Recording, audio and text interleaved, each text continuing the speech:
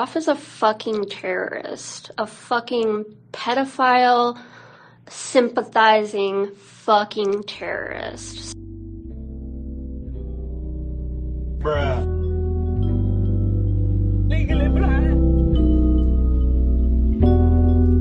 Fuck you. Fuck you. Fuck you. Only need good vibes, good vibes, good vibes, good vibes. Only need good vibes, good vibes, good vibes, good vibes. Only need good vibes.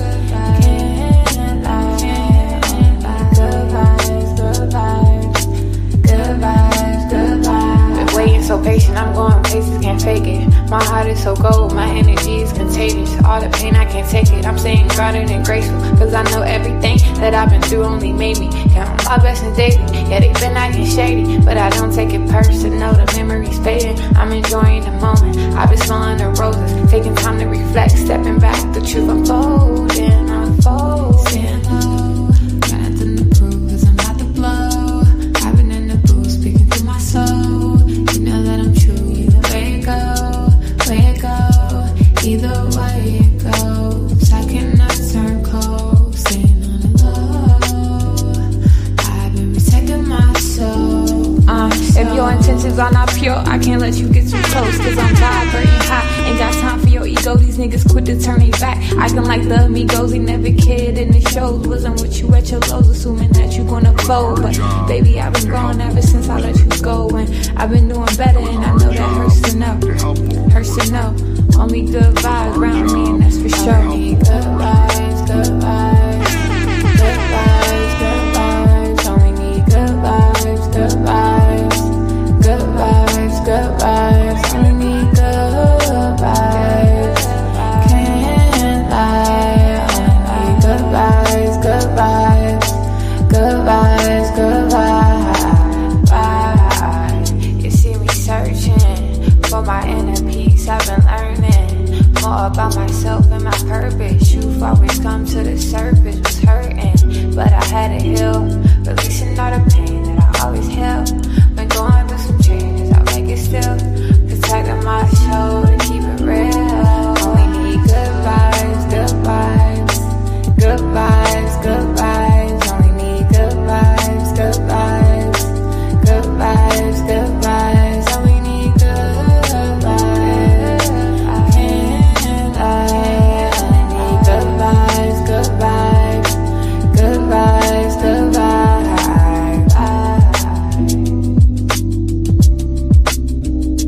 Oh my God. Oh my God. Only good vibes, only good. It's not productive. It's kind of gross and icky.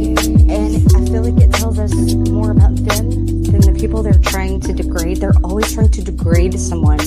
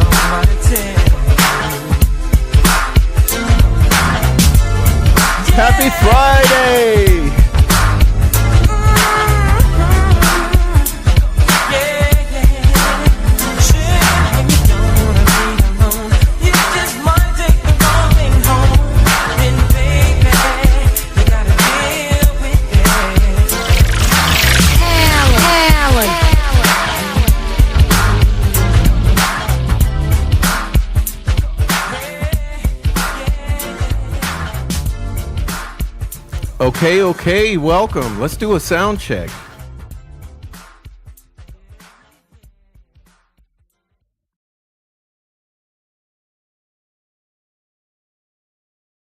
All right, that looks like it's working. So hello everyone and welcome. Geez, good to see everybody on this Friday night. Good to see everyone. Happy Friday, February 20th. February 20th, 2026. Good to see everyone. I'm putting your chats up, just saying hello to everyone. We're going to dive right in. I'm so glad to see everyone here. I'm a little late, but I hope you forgive me for that. You know, it's my pattern. Good to see everyone, though. What's up for baby daddy? 26 dead zombies, dude. Christina's here. Hey, Christina. All right. And welcome all new viewers to the chat. Please invite your friends, okay? Invite your friends. Invite everyone over to relax on their Friday night and chat with us, okay? All right. What's up, guys? Good to see everyone. I'm just saying hello. Thank you for the birthday wishes. And here we are. Okay, good to see you guys. Let's see. All right. Gonna make sure I get everyone in here. What's up, Nancy Drew? All right. Now, let's get to business. So tonight's show is called Reviewing the Aftermath of Ricci Davis's most recent Delphi disclosures on my channel. And boy, do we have a lot to talk about. Now, let's be clear here. There's been a lot of backlash. There's been a lot of backlash simply for our relaying of Ricci's statements on the channel. And it's very interesting because as part of that backlash, which has been multifaceted, there is the claim that Ricci has changed his story. Although that claim falls flat, because the fact is Ricci has not changed his story, and if anything, he has told his story more coherently, more accurately, and with more facts allowed, okay, to be spoken, because Ricci was censored before, and he was platformed in a very scattered and chaotic and convoluted way. So that's very interesting. But I guess tonight what we're going to do is we're going to be talking about some of this aftermath. We're also going to be taking a look back at some of the key points from Ricci and his appearance on my channel on Friday. And this has been a week, okay? So a week ago. So this has been a week of chaos, of narrative control attempts, of backlash, and of the controlled opposition absolutely losing their ever-loving minds over the fact that I allowed Ricci to speak, okay? And there's a lot going on behind the scenes that you guys don't know about, and some of which we will not be discussing because there are efforts underway to investigate some of the things that are taking place behind the scenes so that we can more clearly and accurately relay them to the audience. So there'll be some things we won't be addressing, but there will be some things that we will be addressing. And let me be clear here. Violence and abuse in the chat and in the comment section will not be allowed. So, with that being said, I'm going to move on into it.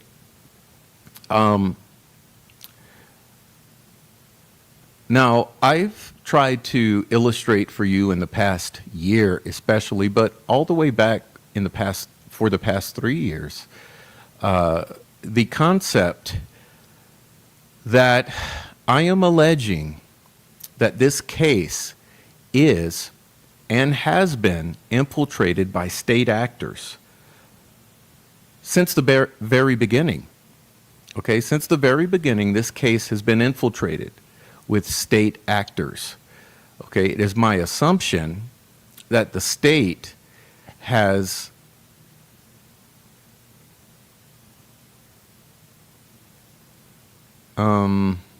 what's the true word or the best word? The state has brought in people to control the narrative around this case from the very beginning. As a matter of fact, since the very beginning, many of the YouTubers who you have come to know, love, and maybe despise in some cases, were inserted into this case and into social media to control the narrative around this case. And that's not hyperbole. Okay, that is absolutely clear to anyone who's observing. Now, within the past year, what I have attempted to relay to you is that not only has the state inserted bad actors into this case, who are the individuals who appear to be largely made up of CIs, who have come into the case to push the state's narrative in terms of trying to convince the world that whatever the state is pursuing is absolutely solid, rock solid, and based in fact. And for that reason, we would term those guilters. And I've said for quite a while, and for 3 years plus, as a matter of fact, that a lot of these individuals were plants or inserted into the case. Now, for the past year, what I've been trying to explain to you all is that it's worse than you might suspect, because not only is it the obvious guilters, or not only are there obvious people in here pushing the state's narrative who are guilters, but I have also attempted to relay to you in the past year through receipts and also, I must say, I wish Deb would put up Christina's video called Tentacle Gate, because in the past year, what we've been trying to relay to you is that it appears that there is an entire controlled opposition element that has been inserted into this case as plants, as state plants. And I know that that's hard to believe, because you would think, why in the case of 2 murdered girls would there be such an immense effort to control the narrative that state actors would be implanted in the role of controlled opposition? But I've been absolutely convinced of that, and I've been trying to relay that to you and show you the reasons why we suspect that. And the more we investigate this controlled opposition element, it's apparent that they were pre-positioned prior to the arrest of Richard Allen to be the authoritative defense or innocent voices. Okay? Now, what does that mean? That means that not only are the people you hate implanted into this case as state actors,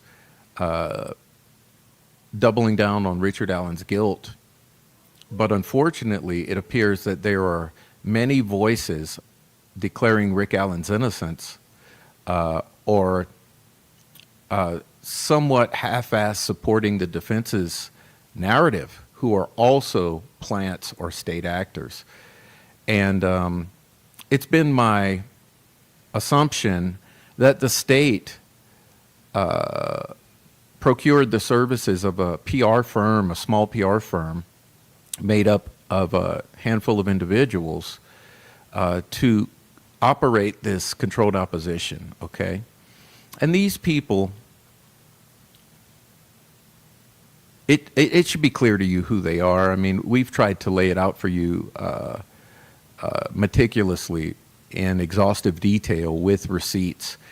And this is a difficult aspect because this aspect is surely prone to bring about cognitive dissonance.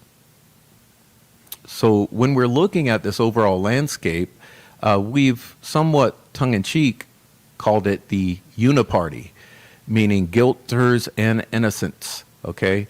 So this entire uniparty doing the job of unified command or doing the bidding of unified command in the state are controlling every aspect of the public narrative in this case. So whether you feel Richard Allen is guilty or innocent, the state has a hand in making sure that there are individuals out here guiding the narrative so that you only think between the lines. And as I mentioned, it's the feeling that the primary element of the guilters or the troll farm are CIs, largely made up of CIs who would have an obligation to assist law enforcement free of charge. And it appears that the primary element of the controlled opposition, or the controlled ops as I like to call them, are collectively working as in the employ of some small PR firm who is surely paid for out of state resources through some shell company who is hard to track. So we're not necessarily going to find the pay stubs or the requisitions or any of the documentation we would need because it's going to be obscured. It's going to be very difficult to find the threads to pull on to prove this aspect, okay? But what we can do is look into the social dynamics. We can look into the narrative that the controlled opposition is pushing, and we can try to piece together some sort of semblance of understanding as to what the attempt is, okay? What are these lines that they want us to be thinking in between? Okay, and we've been consistently observing that the attempt here is to instill some sort of tunnel vision. And this tunnel vision is intended to exclude the fact that there is any sort of pedophilia or any sort of trafficking or any sort of deeper aspect to this case other than the simple narrative that this is either Richard Allen Lone Wolf Killer or a ritual sacrifice of two girls from Delphi, Indiana, perpetrated by wannabe domestic terrorist, Odinist type of individuals. Now, it's funny because there's a political bent to all of this. And the political bent is that these so-called individuals who would be wannabe Odinist would all be right-wing extremists. So it's very convenient for the politically minded to be able to engage or activate their base on the far left to battle these monsters or far-right extremists who are pointed at as the perpetrators of this crime. Well, it's my contention that things are not so black and white. This is not so clear. Okay, so what this would mean is that looking at it in this sort of simple way limits the possibilities that are indicated by various whistleblowers who have come forward over the years, indicating that there is some sort of deeper pedophilic nature to this crime. Part of that meaning if you look back to the very beginning, there has been this underlying current of rumor since day one that there was a snuff film element to this crime, possibly, or that there were photographs circulating on the dark web around this crime, possibly. There's also been this constant undercurrent of allegations of molest, sexualization, and potential victimization of these victims prior to their murders. All of these things being this sort of undercurrent of truth, which, oddly enough, these controlled opposition defense promoters seem to want to ignore since the arrest and charging of Richard Allen. And it's funny that since the arrest and subsequent prosecution and conviction of Richard Allen, that these very people and many people in the community following this case, who for years had thought that there was something more to this case, that there was potential catfishing, that there was targeting of these girls using social media and all of the above, that these very individuals would suddenly turn their heads from that, okay, and not want to look at it and not want to include it as a potential possibility. And that's ironic because they will simultaneously claim that there is an immense cover-up, that there is deep corruption, that there are so many things that have been hidden and deleted and disappeared. They will also allege that that there are people working throughout the tiers of responsibility in this case, whether it be the local police department, the searchers, the rescuers, the family members, the potential POIs, the Unified Command, the investigators, the United State Police, all the way on up to the superintendent of state police, and even question the FBI. So they will question all of those things, but with that multi-tiered corruption or cover-up effort, they will somehow deny the fact that there's this potential sexual nature to this crime. And it's funny because I think attempting to explain this sort of massive cover-up with such a simple explanation as, no, it's just a few whack job far-right extremists who perpetrated this crime, and this immense structure is covering this crime up, it just doesn't ring true. Why on earth would an entire structure of authority go to the extent of risking their own futures and potentially committing crimes and engaging in prosecutorial misconduct and misconduct as law enforcement? Why would all of these, and even the judicial misconduct, why would all of these things be taking place simply to protect a couple far-right extremists? It makes no sense whatsoever, okay? Now, all of you are very well aware that at this point in time, there is a lot of noise being made internationally about the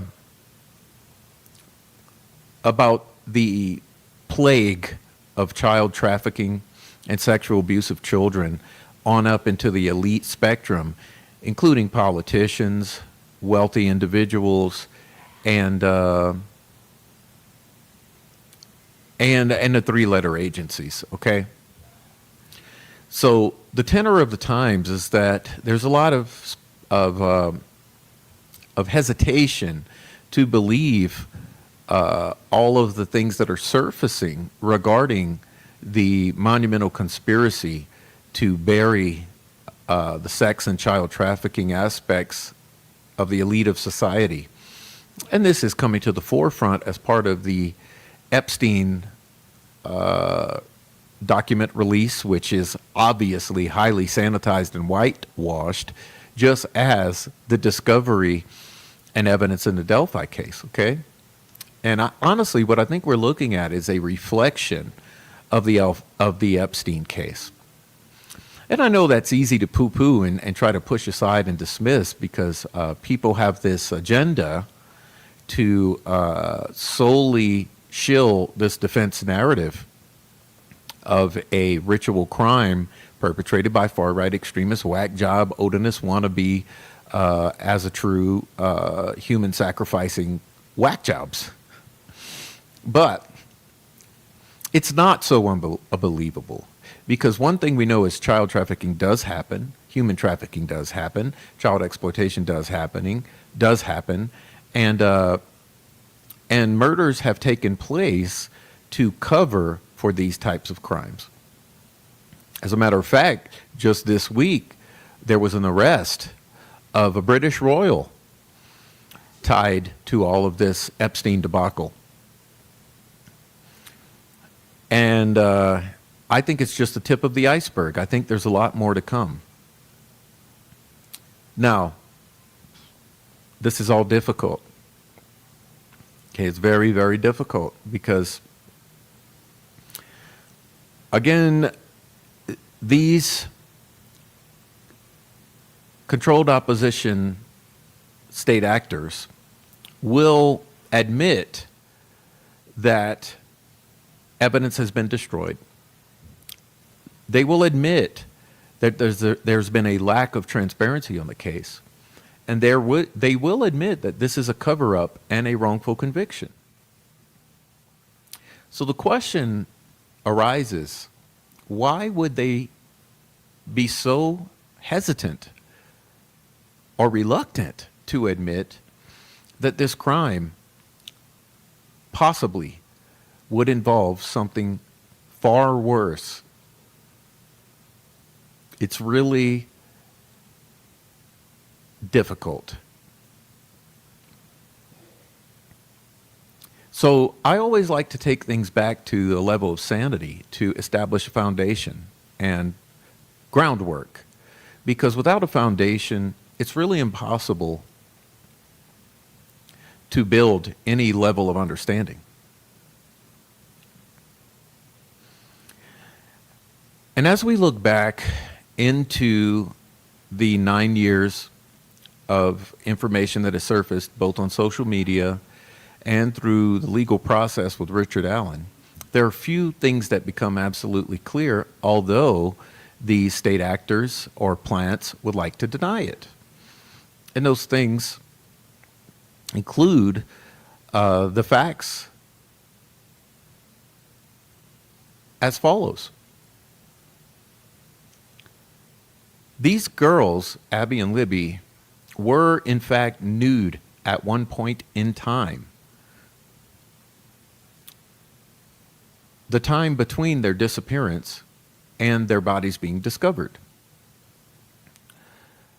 That in and of itself is a sexual element, and anyone denying that is absolutely gaslighting you, okay? And I like to use the example that, let's say, let's choose a random individual. I don't know, the governor of Indiana. Let's say information would surface that there are 2 kidnapped girls who have been discovered alive on his property. And in his backyard, these 2 13-year-old girls, or a 13 and a 14-year-old girl, are discovered nude. Don't you think that that individual would be prosecuted for a sexual crime? Possibly something along the lines of sexual exploitation of a juvenile, possibly kidnapping, possibly several other charges stacked up of a similar nature.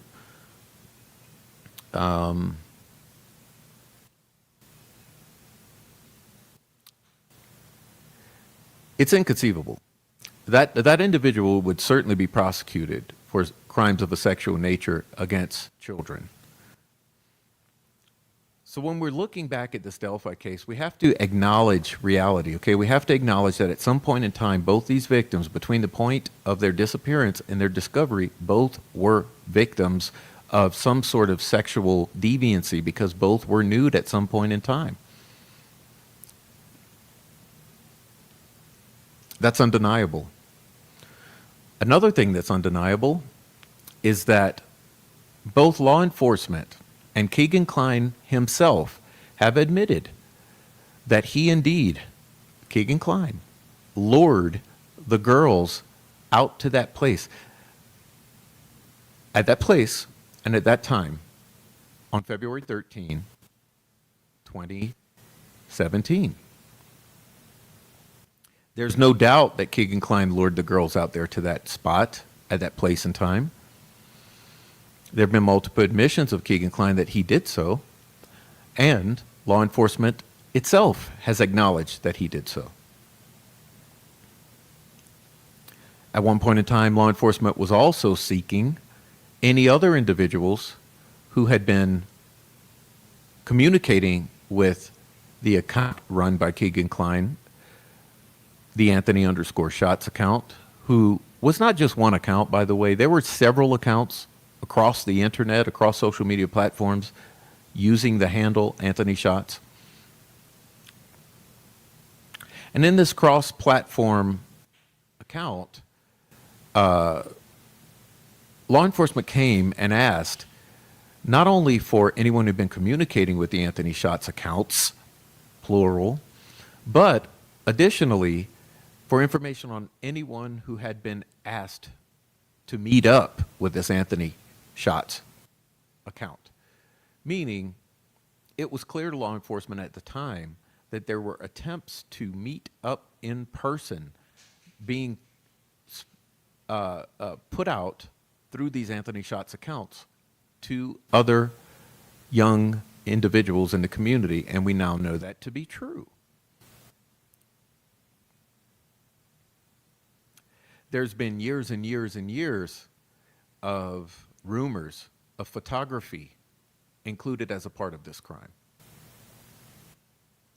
There's been rumors for years about the potential connection of the model, who himself is or was a law enforcement officer who was used as the Anthony Shots model. Now the question is that individual actually connected willingly or personally to the individual running the Anthony_Shots account, or were those photos stolen without any cooperation from that individual? All of these things are unanswered questions.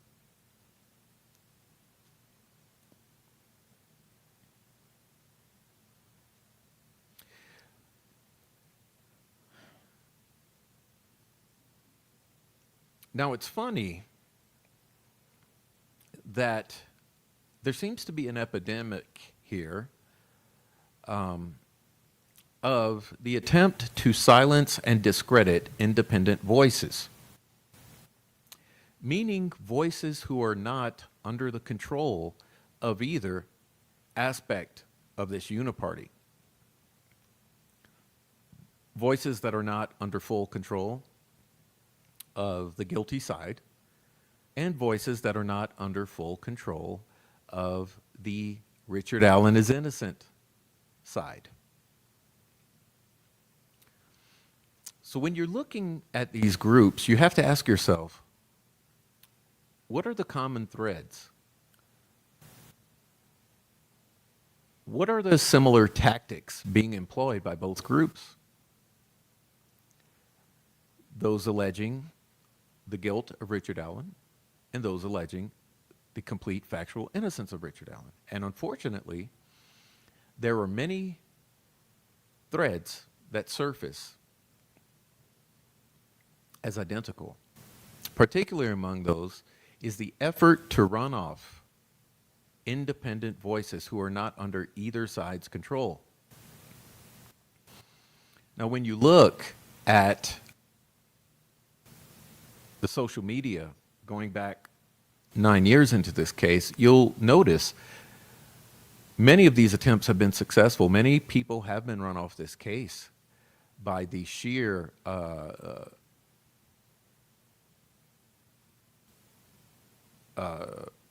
vitriol of these actors.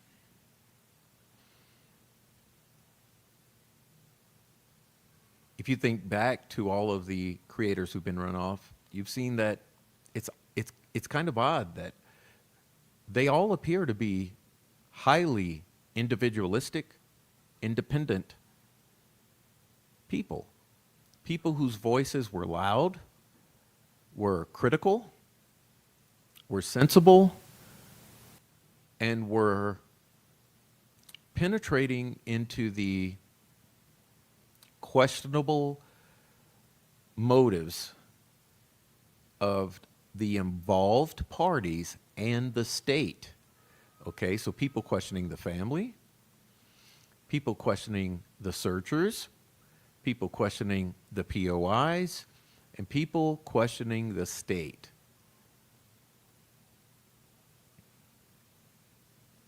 And the concerning thing here is that as we're looking at the landscape now, and particularly the aftermath of this releasing of the Ricci Davis information,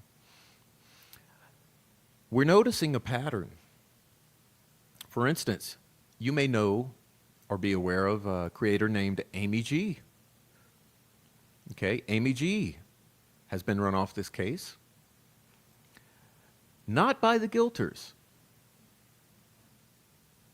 but by the crazies. That's right, the cranks. Okay, the cranks have pushed on Amy G ever since she stepped forward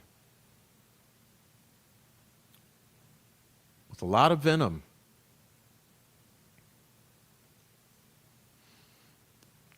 And then I look at Erica Morse. In fact, there's an immense effort underway right now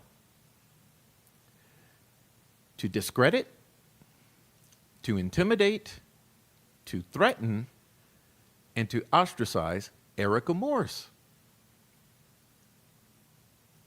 Which is odd, because Erica Morse did work for the defense team, did work with all of the lawyers, and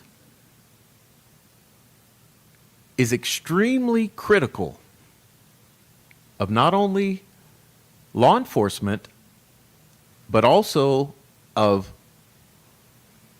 things that transpired in the lead up to trial and the aftermath of the trial regarding the attorneys.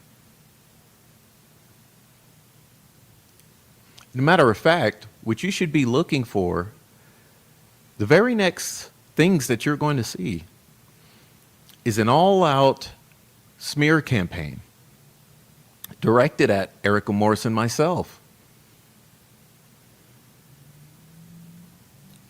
There's a full-on effort underway by these controlled opposition to thoroughly discredit, slander, and run off Erica Morse. And you should expect that you're about to see more of that. It's going to happen. And not only Erica Morse, but yours truly, the prof. You're going to see an immense effort. You've already seen one the past year and going back the past 3 years, but you're going to see an immense continued effort to discredit me, to run me off the case, and to harass me into silence.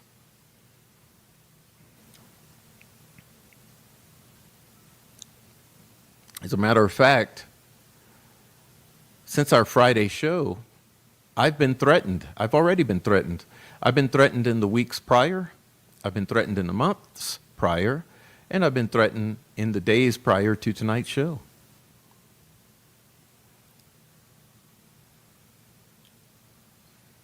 And it's funny,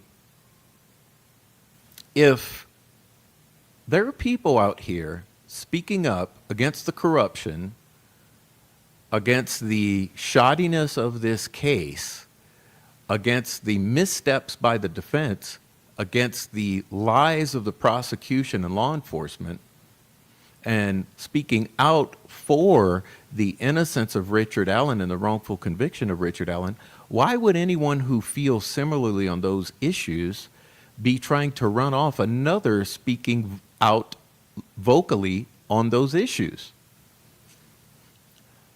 Are we not all on the same side here? Regardless of the intricacies of our individual theories and personal investigations into this case, are we not overall on the same side saying this is a wrongful conviction? Evidence was fabricated, exculpatory evidence was destroyed, and Richard Allen was intended to bury this case forever? Because it's funny to me that although we're all on the same side, supposedly, we're all speaking out against what has transpired here, that people who allege to be on the same page with us would have such a problem with the tiny intricacies of our theories that they would rather destroy us, discredit us, dismiss us, and ostracize us and run us off this case than allow us to sit here in our own little cubbyhole, staying in our lane, and conveying our thoughts that are the result of our taking a deep look into this case. Why on earth would that ever be?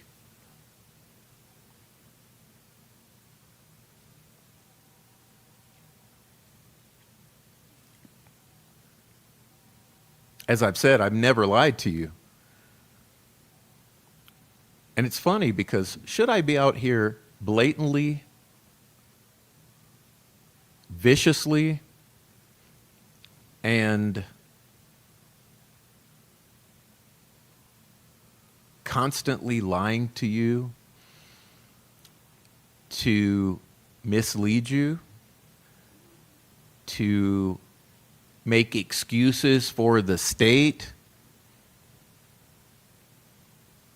or to imply the guilt of Richard Allen? I would understand the desire to run me off of this case. And I would expect the same for Erica Morse or Amy G or anyone else out here speaking about this case. If they were out there blatantly lying, misleading, and trying to distract or divert attention away from what's important, I would understand the reluctance to let them speak on the case. But that's not what is happening. So what is it? And why is it that both sides of this uniparty use the same tactics, which is all-out venom? You will see such nasty things said like this: bitch, idiot, liar, etc., etc., etc. All of those terms thrown around towards these independent voices. Why would that be? Why would anyone be so nasty when it comes to someone else talking about the egregious constitutional violations committed by the state and advocating for transparency, for the federal authorities to come in and take a good look and clean house? Why would that be? Can anyone explain it? And some of you who are viewing right now are to blame because you have allowed it. Some of you out there have developed such an affinity for these loud voices, propping up the defense perspective in this case, that you've allowed yourself to overlook their motivations and their tactics. And you've refused to question their motives. Why would they be doing this? When you're very well aware that drama is distraction, is it not? Why are these crazies, I mean so-called cranks, why are they not out there dissecting every lie being told by the state in this case against Richard Allen?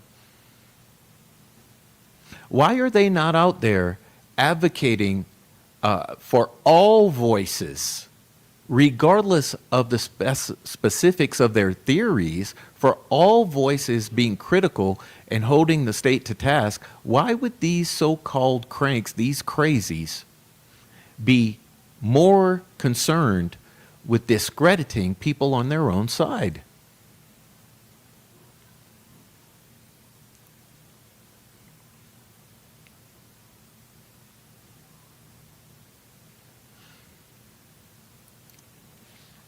As a matter of fact, in the immediate aftermath of my publication of the recordings with Ricci Davis on Friday, a week ago, the very next day, there was a venomous live stream. And this live stream was solely intended to discredit myself and Erica Morse. And if you truly go and observe the live chat in that live stream, you will see that all of these crazies filed on in to push this narrative of Prof is a liar. Prof is a puppet of Erica Morse. Well, let me ask you this. Do I look like a puppet to you? How insulting is that? That is the most insulting thing that could ever be hurled at someone like me. I am fiercely independent. Matter of fact, the attempt to say that I'm a puppet of Erica Morse is attempting to discredit me with attempts to discredit Erica Morse. And these same people are knowingly lying about Erica Morse. For instance, what about those cats? What about the cats? All the allegations about dead cats were proven to be false, and all of these cranks know it. They know it like the back of their hand. Yet, they're still repeating, tell me about the dead cats, Erica Morse. They're still repeating, you did not work for the defense, Erica Morse. They're still repeating, you did not contribute to the motion to correct error. When I've told you time and time again, all of those things are false. All of those things have been verified by yours truly. Now, am I saying this in defense of Erica Morse? No, because I'm here to tell you now. Erica Morse will tell you herself, I will not be used by her or anyone to push anything. I give more pushback to Morse and Christine than anyone they've ever encountered in this case. And they will tell you that for themselves. Because I am fiercely independent. I am meticulously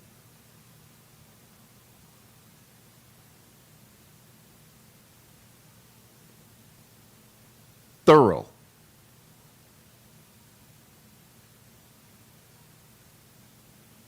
There's no way on earth that anyone's going to get anything past me. I ask for proof of everything. I ask for receipts of everything. And I don't accept anything at face value. But this is an attempt to discredit me. So again, we look at motive. Why?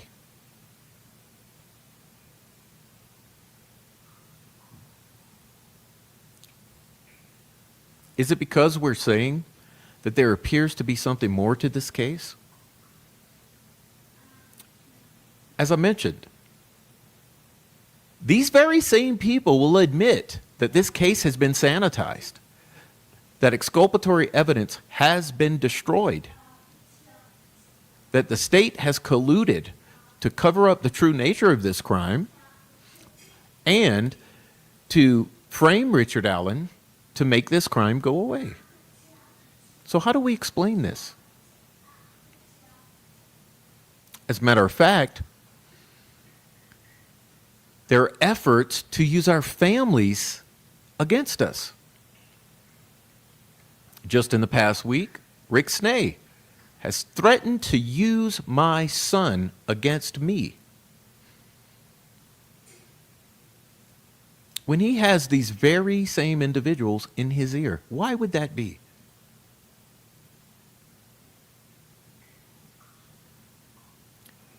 My son will not be weaponized against me. All the information, the hundreds and hundreds of pages about my son's legal history have already been publicized. There's been numerous live streams repeatedly aired on that.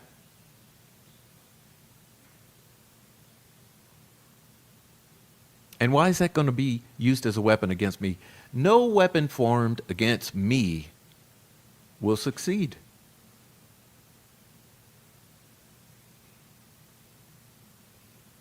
I've not committed crimes. I'm not lying to you. I'm simply staying in my lane, expressing my thoughts. So why the hate? Why the rage? Why do we have state actors who've infiltrated this case that you call plants? Why do we have them on both sides of the spectrum?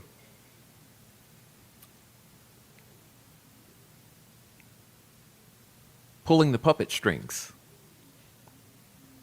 We have individuals who are related to politicians who have infiltrated this case. We have individuals under the employ of Homeland Security who've infiltrated this case. We have federal lawyers who have infiltrated this case. As a matter of fact, a whole lot of the infiltrators in this case are lawyers. There are lawyers involved in this case who you don't even know exist, but we've identified. And just because we haven't shown you who's worked for Homeland Security, who's worked for the feds, who are the lawyers who are hiding behind the scenes pulling the strings in here, that doesn't mean they don't exist. It just means we haven't chosen to show it to you yet. And they consistently engage upon this conduct. Perhaps assuming that we don't know who they are and what they're doing. Well, that's a bad decision. Never assume someone's ignorance. That was a key point that was taught to me by my mentors. Don't ever assume someone's ignorance. Because when you do so, you make a fatal misstep, or you make fatal missteps. So let's see. We got a handful of CIs. We've got a handful of PR agents. We got a handful of computer programmers, IT specialists. We've got hackers. We've got lawyers. We've got feds. Why are they doing this if it's just the simple murder of two little girls by a couple whack job, wannabe far-right supremacist Odinist freaks? You see, that explanation is too simple. It's just too simple for this crime. That would never explain the massive cover-up that we're seeing.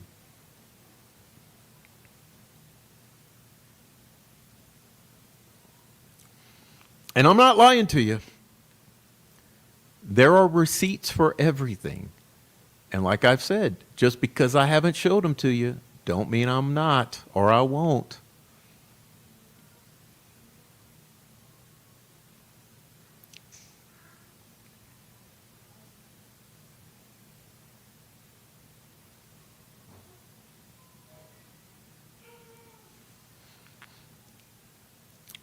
After 3.5 years of doing this, I don't know why these people don't understand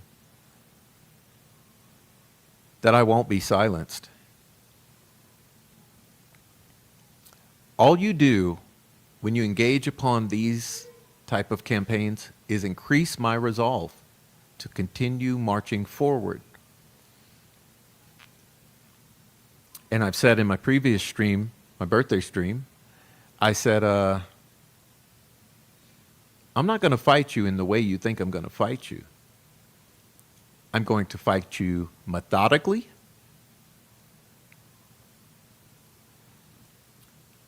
unconventionally, and convincingly.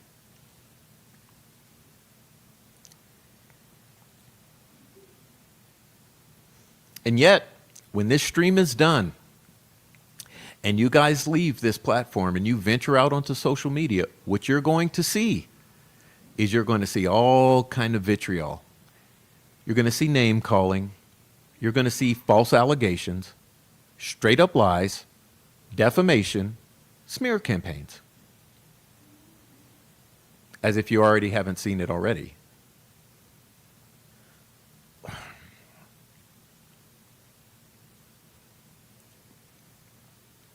Do you think that I'd be sitting here saying the things that I'm saying if I was not convinced of the veracity of what I'm saying?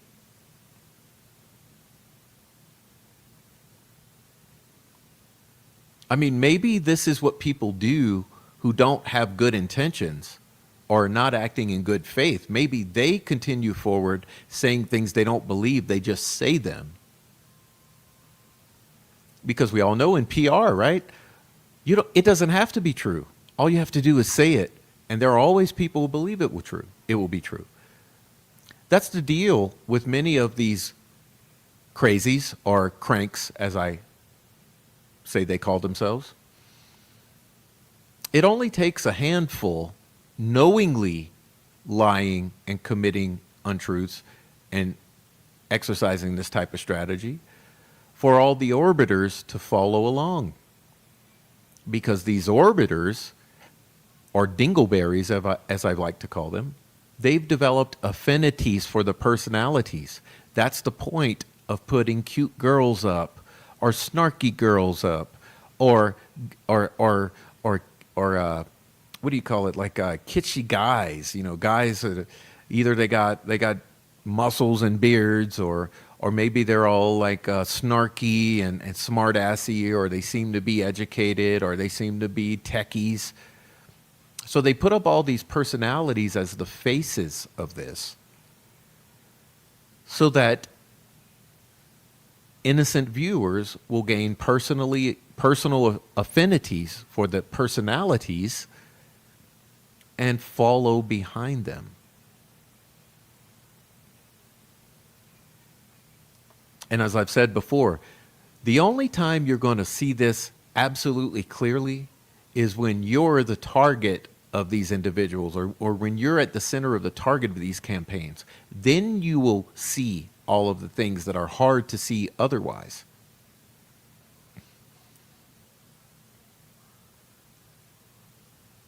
And this is a plague with this case. Narrative control, CIs, PR teams, groupthink, the exact opposite of critical thinking.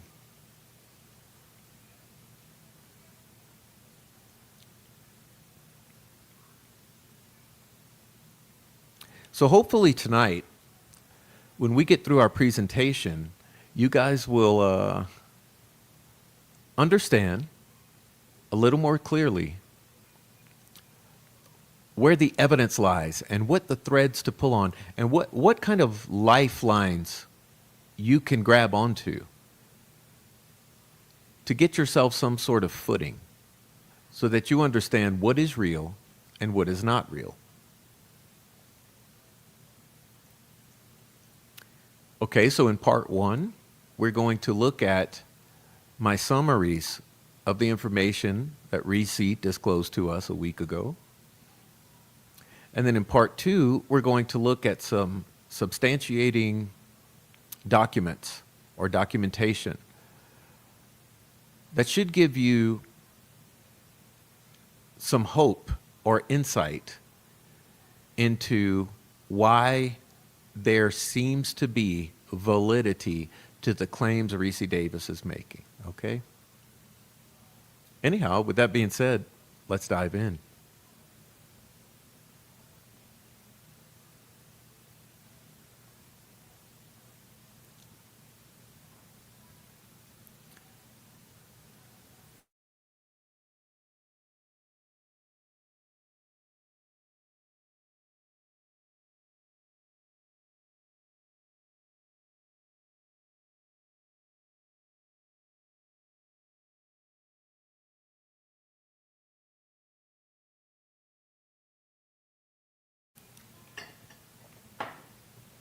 Okay, part one of this series is called Ricci Davis Part 1, oddly enough.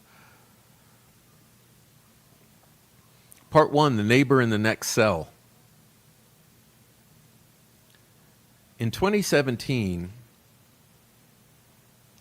inside the walls of the Newcastle Correctional Facility, Ricci Davis says he met a man who would eventually confide in him almost daily for 7 months.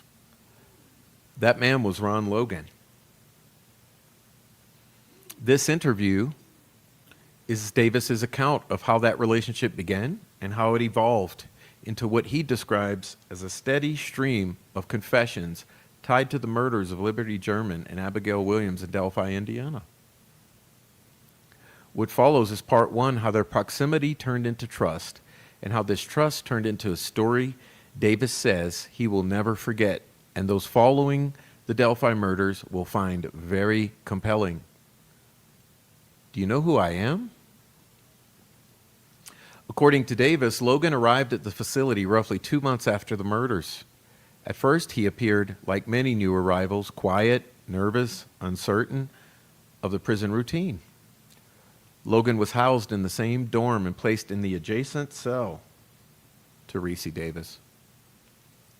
The morning after his arrival, Logan approached Davis while he was using a kiosk to type a letter. He needed help setting up his account and PIN number so he could order commissary, buy coffee, and contact family. Davis says he helped him, even giving him basic items to get through the first few weeks.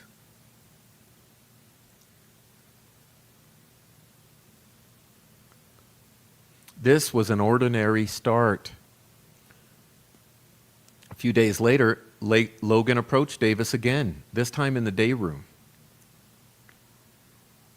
Someone had told Logan that Davis worked as a law clerk in the dorm.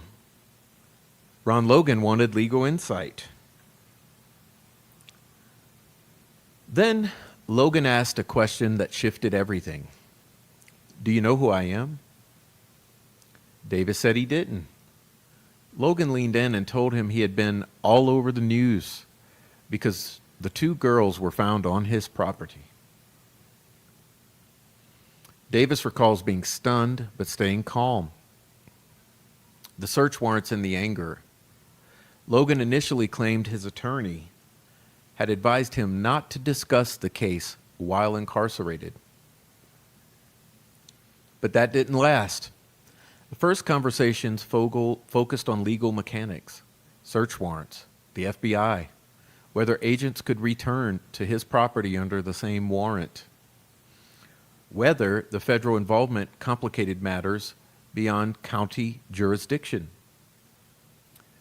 As an aside, to me what this indicated is that Logan felt protected by the county, but nervous about the feds. What stood out to Davis weren't just the questions, it was a tone. Rather than relief at not being charged, Logan was, according to Davis, intensely angry, especially about the FBI's involvement. He seemed fixated on the investigation itself, on jurisdiction.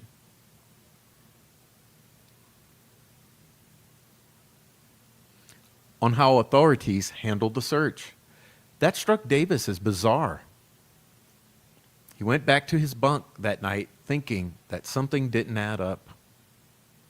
Building trust in protected custody.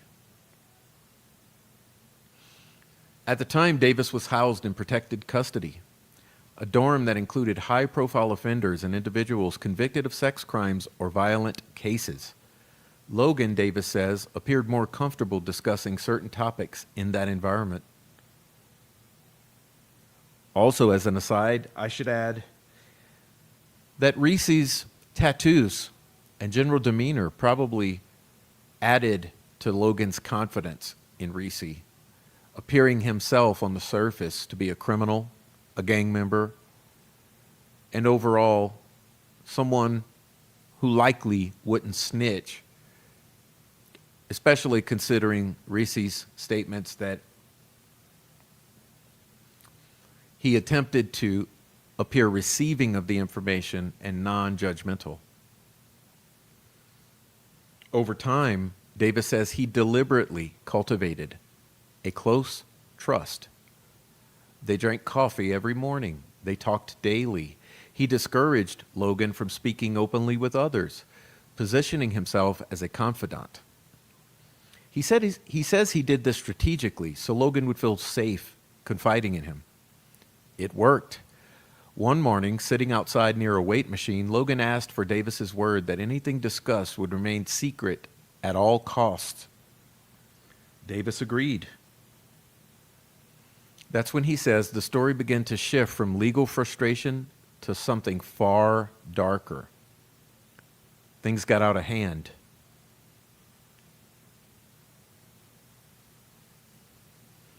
According to Davis, Logan described drinking the night before the murders. He claimed there had been people on his property, near a graveyard, close to his home. Alcohol, vandalism, cleanup the next morning. Logan also allegedly referenced burner phones. Devices swapped out every few months. Assistance from someone traveling in from, quote, out of town to help set them up. Names were initially withheld. Davis says Logan described a situation that spiraled beyond control. He used phrases like, things got out of hand. He said he was being blackmailed, but didn't explain exactly over what. Over dozens of conversations, Davis estimates around 40 during the 7 months. The details accumulated. Logan spoke in fragments at first, then more freely. Davis says there were moments of visible stress, at times tears.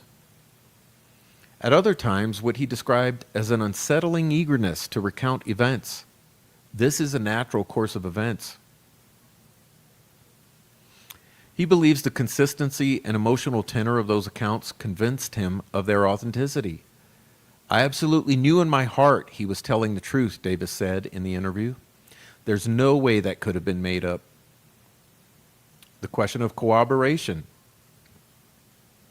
Davis later spoke with law enforcement about what he had been told. He also claims to have spoken separately with another individual, Keegan Kline. He says was involved.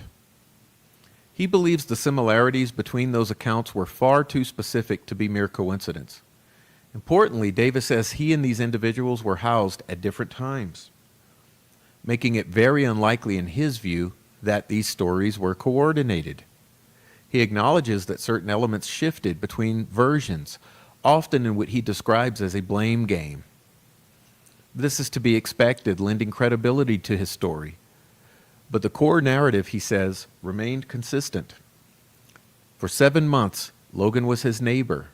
For nearly a year, Logan was in the facility.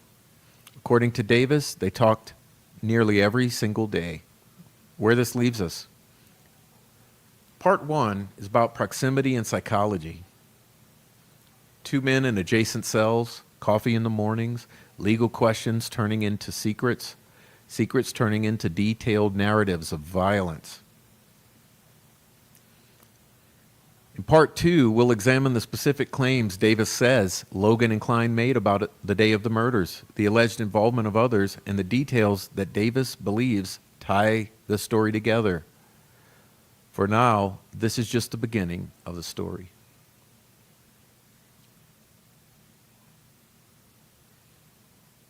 Part 2.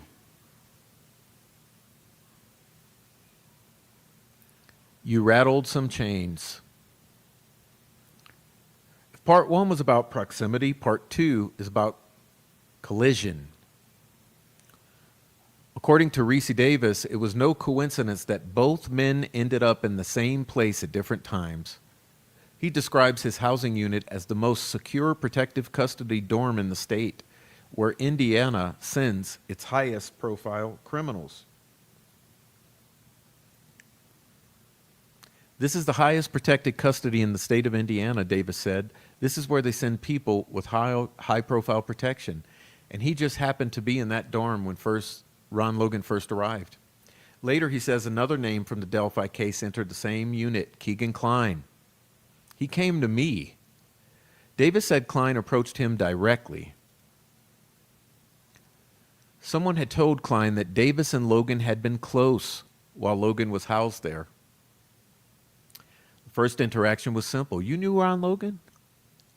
Davis said he responded cautiously, acknowledging he knew him, but not characterizing it as friendship. The next day, Kline returned, this time more pointed. Has Ron Logan ever brought me up to you? Davis declined to answer. Kline pressed harder. He seemed convinced Logan had talked about him. He was throwing it on me, wasn't he? Kline allegedly said. For Davis, it was deja vu. Just as with Logan, the information did not pour out immediately. It came in fragments, over time, and in increments. In guarded disclosures that Davis says gradually grew more expansive as trust formed. He describes the moment of realization as surreal. This is who Ron was talking about, he recalls, thinking. 2 stories, separate timelines. One of the pillars of Davis's belief in what he was told rests on timing. He says he was housed next to Logan for roughly 7 months. They spoke daily, morning coffee, evening conversations, legal questions evolving into graphic narratives. Kline, he says, arrived later. The two were not housed together during Davis's interactions with him.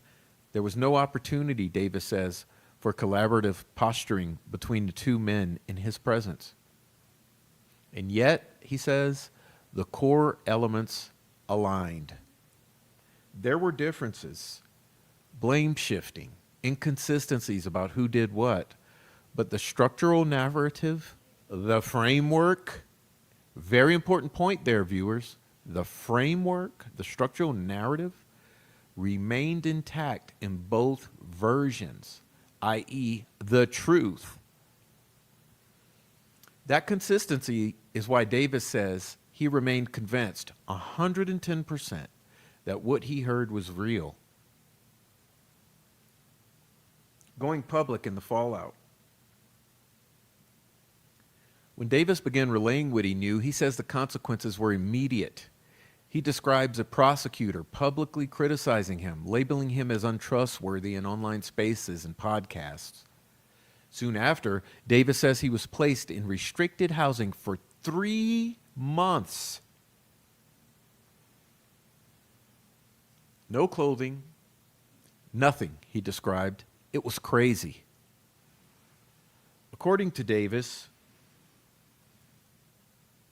the superintendent of the facility personally told him that he had, quote unquote, rattled some chains. He claims officials told him they didn't know all the details, but that things were getting figured out. To Davis, the timing was not coincidental. The letters. A major point of contention centers around letters Davis says he sent to the prosecutor handling the case. Davis claims he wrote 6 to 7 letters in total, although only 2 were formally acknowledged and released. He says multiple letters were placed within the same envelopes, and that some of these contained correspondence from Kline himself. He alleges that not all letters were disclosed by McClelland. Within those letters, Davis said, were statements from Keegan Kline during lockdown periods, remarks about the trial of Richard Allen, including mocking commentary and disturbing drawings. Davis maintains that additional letters remained in his personal belongings and were later recovered and released to the defense in December of 2025. He suggests that certain contents are still not public for legal reasons, and that's important, ladies and gentlemen.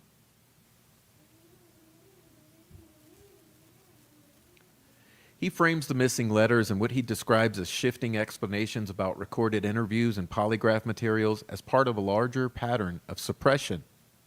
I had crucial information. Perhaps the most striking claim Davis makes in this segment is this. He says he provided Indiana State Police detectives with specific information about physical evidence, something he believed could be found with a search warrant. Something he says would have been indisputable. He claims investigators did not pursue it. I knew for a fact where something was, he said. They didn't act like they were concerned. In his telling, there was an opportunity, one that he believes could have altered the trajectory of this case. That's right, not the case of Richard Allen, but the case of Abby and Libby. And remember, this is 2017. Instead, he says there was silence, crickets. Where this leaves the story. Part 2 introduces a critical tension. Two incarcerated men speaking separately, allegedly overlapping narratives. Letters sent to the prosecutor. Some disclosed. Some, according to Davis, not. Institutional pushback, restricted housing as punishment or silencing, and public credibility battles, which continue to this very day, ladies and gentlemen.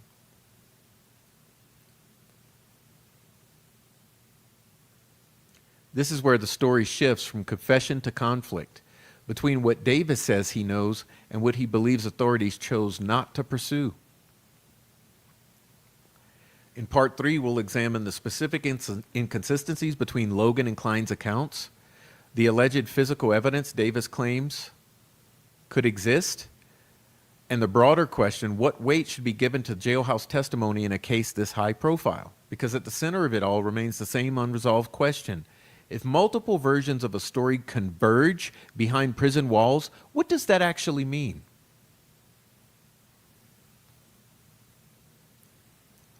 Part 3. And as you see here, I put the hyperlink for any of you going over to Substack and reading, okay? As you read these articles, I put the reference link at the top of the article. So when you read the article, if you want to see the source material of each article, the link for the source of this article is up here in the link to YouTube. So you can go fact check me on this. Part 3, where the stories converge and where they don't. By this point in the interview, the request that I made, the prof, was simple. Run down Ron's story, then run down Keegan's, and touch on the parts that line up. What follows is Davis's breakdown of what he says each man told him and the areas he believes overlap. This is not a determination of truth. It is a summary of the narratives as Davis recounted them. This case centers on the case, I guess I'm getting a little thirsty there. This case centers on the murders of Liberty German and Abigail Williams in Delphi, Indiana. Ron Logan's version, as recounted by Davis. According to Davis, Ron Logan portrayed himself as reluctant, pressured, and intoxicated. Key elements Davis says Logan described. He had been drinking heavily. Is it my eyes or my mouth? Several individuals came onto his property in the hours prior to the murders. Now, this is key for anyone out there who's gaslighting you, okay, saying that any of this information excludes the Todd Click, Kevin Murphy, and Greg Ferenczi suspects. Let me make this absolutely viscerally clear to you listeners. Ricci's stories do not exclude the suspects investigated by Greg Ferenczi, Todd Click, and Kevin Murphy.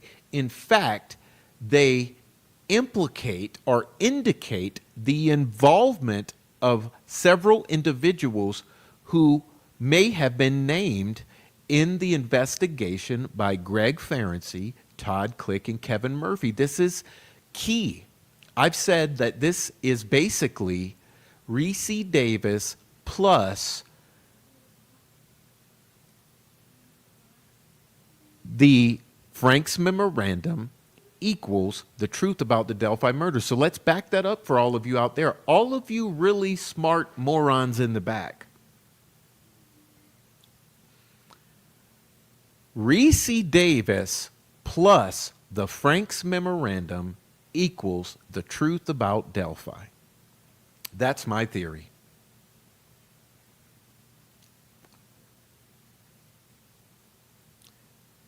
Ricci Davis says Ron Logan relayed that several individuals, likely from the Frank's memorandum, came onto his property in the hours prior to the murders.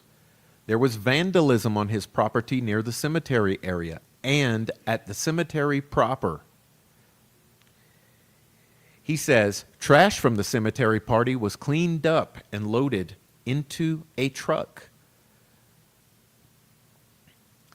He says Ron Logan and the Kleins. Sorry about that. Come on. Ron Logan and the Kleins. Sorry about that. Jeez, come on. Were angry about the damage to Ron Logan's property. Ron ultimately felt that events got out of hand. He referenced blackmail by the Kleins, but didn't initially explain it. He implied others were more in control of the scenario than he was. Now, that's also key. Think about this with the individuals and the concept that I just referenced. Ron Logan implied that others were more in control of the scenario than he was. He allegedly described the girls being taken onto his property, one girl escaping briefly, threats to Abby used to regain control,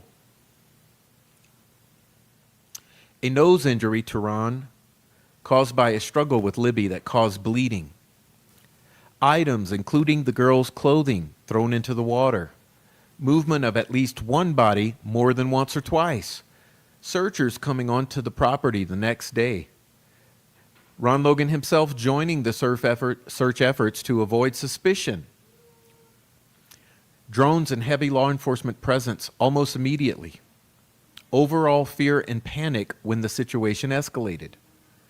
When it came to staging, Logan allegedly described it vaguely as witchcraft stuff, something strange, something extreme, but without a structured explanation.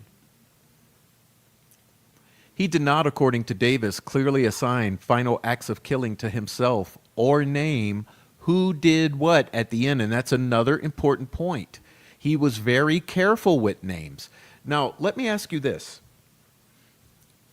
If this situation involved the individuals named in the Frank's memorandum, would you think that people would be very careful with their names? We are dealing with very violent, very dangerous, very powerful domestic terrorist individuals in the state of Indiana. If Ron and Keegan were reluctant to name names or were very careful with names, wouldn't that add up? Wouldn't it make sense that people would be reluctant or afraid to mention names of those individuals named in the Frank's memorandum? Don't you remember Amber Holder's testimony in which she said Brad Holder himself was afraid of Patrick Westphal? and that he was very powerful and had powerful friends, and that she needs to keep her mouth shut because of the fear. So if Brad Holder and Amber Holder are fearful of mentioning several individuals mentioned in the Frank's memorandum, and if the lawyers themselves, now let me ask you this, if Matthew Hoffman, if Andy Baldwin, if Libredo and Scrimmin were very careful of names, were afraid of these individuals, don't you think that individuals like Ron Logan and Kagan Klein might be afraid of these individuals? I mean, think about this. Wasn't Greg Ferenczi brutally murdered at point blank range in front of his FBI office? That's how brazen some of these individuals that have been brought on into this case are. We've already covered the numerous suspicious deaths surrounding this case, including Sharon Chapel and the entire Delphi body count that we've exhaustively covered over the past 5 years. There is a culture of fear around Delphi, and all of you who are OGs or longtime listeners, you know it. To me, this entire telling of Ricci lends authenticity to the story and authenticity to the confessions of Keegan Klein and Ron Logan, because even they appear to be afraid of naming names. And I'm alleging that those names could be the same names referenced in the Frank's memorandum. So please keep that in mind when you're thinking of my theory here. But Ron Logan was very careful with names and spoke in fragments. Now, Keegan Klein's version, as recounted by Davis. When Keegan Klein arrived later in the same protective dorm, years later, Davis says the story added more detail and was more explicit. According to Davis, Klein claimed he and his father operated a child exploitation network or something akin to a business, that they used platforms like Kik and other messaging apps, that Logan was allegedly a customer of the Kleins, that they, or just Keegan, met Logan periodically to provide devices and help, that burner phones were used, that Logan was blackmailed over his child pornography involvement. Now listen, remember Ricci alleging that Logan claims he was pressured or blackmailed. Well, now he has claimed that Kagan claimed that Logan was blackmailed over his involvement in CSAM. That Logan's property was necessary for the plan. That Klein admitted communicating with Liberty German. That he admitted to catfishing or fishing multiple underage girls, including friends of German. He admitted luring the girls to the trails that day. Ricci Davis claims that Keegan Klein stated he left his primary phone at home running apps on the day of the murders to create false location activity, and that burner phones were transported to multiple locations and destroyed and disposed of. Physical evidence allegations. Phones were smashed. Some items disposed of in the Wabash River near Battlefield, Lafayette. Other items allegedly discarded at a, quote, out-of-town landfill by an associate who was involved in the situation that day.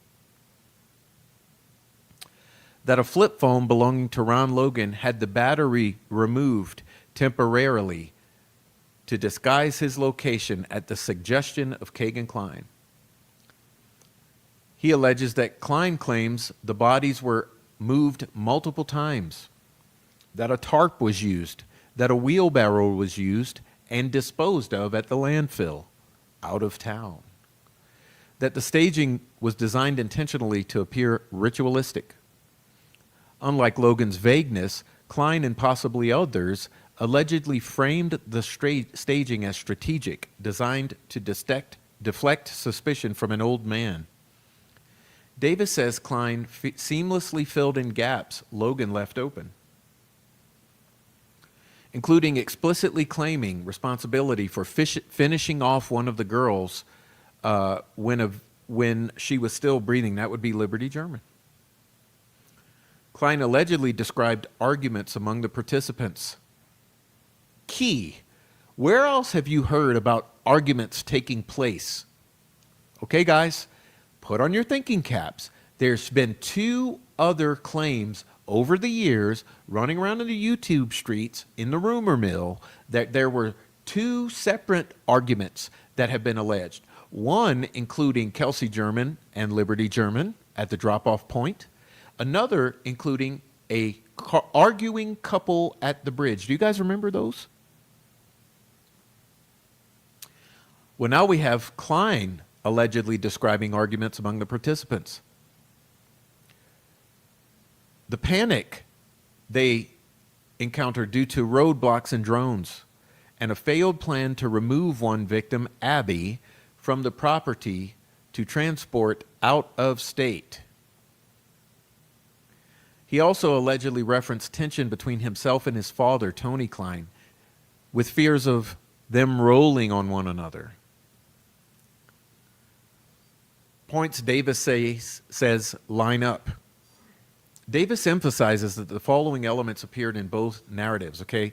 So here we go with Ricci's recollections or opinions on where Ron Logan's and Keegan Klein's narratives or confessions lined up. He claims that the points of agreement were vandalism near the cemetery area, cleanup of trash and disposal of that trash before the crime occurred, drinking and drug use beforehand, the use of burner phones, the disposal of phones in water, a confrontation where one girl briefly escaped. So both Logan and Klein appear to have relayed to Ricci that there's a confrontation where one girl, Abby, briefly escaped. The moving of at least one body. Panic the next morning due to searchers and drones and also roadblocks. Logan participating in search efforts to throw off suspicion, again, at the recommendation of Keegan Klein. Staging that appeared unusual or ritualistic. Fear of law enforcement surrounding the property or roadblocks. For Davis, the strongest confirmation point was the claim that a body was moved twice. He says both men independently described this, something that he believes was not public knowledge at the time. That alignment, he says, is what convinced him the accounts were real. Now, where the stories differ. Logan framed himself as pressured and intoxicated. Klein framed Logan as blackmailed and or manipulated. So let's put this into perspective for those in the back. Okay, and this is a shout out to Noe Amos. Okay, Noe Amos for years has claimed that he believed Ron Logan was maintaining a common nuisance. Well, both of these angles frame or present Logan as a reluctant participant in the murdering of these 2 victims. Logan framing himself as pressured and intoxicated, with Klein framing him as blackmailed or manipulated. Again, Logan avoided naming others. Klein suggested additional participants arriving as well, but also avoided naming them directly. As I mentioned, key. If individuals named in the Franks memorandum who are very scary, very powerful, very criminally involved individuals were part of this scenario, it would make sense that both Klein and Logan would avoid naming them directly. Klein provided operational detail, phones, apps, blackmail, mechanics. Logan focused more on emotional state and panic. So in these tellings, Klein seems to be providing more clarity and detail on how this all was carried out. And honestly, in my reflecting upon Ricci's story, it almost appears as though Klein was directing many of these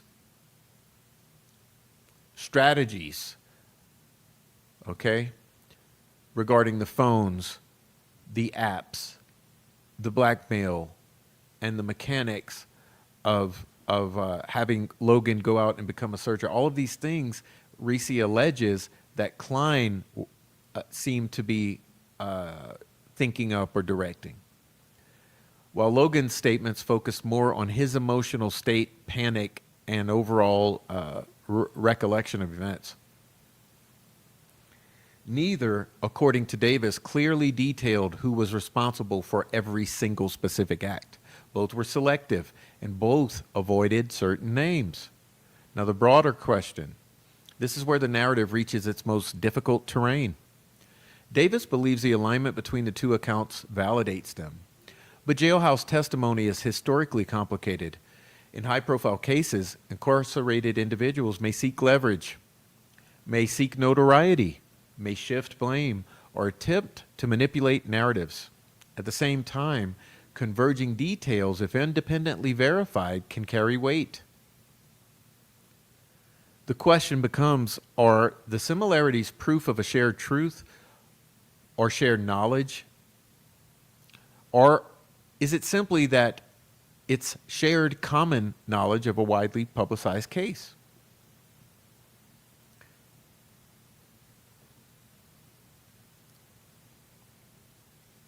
Now, if you were to think critically about this, you'd have to include in your thinking the oppositional or the debator's angle on this. And the debater's angle on this, or the troll farm angle, or the state's angle, would be that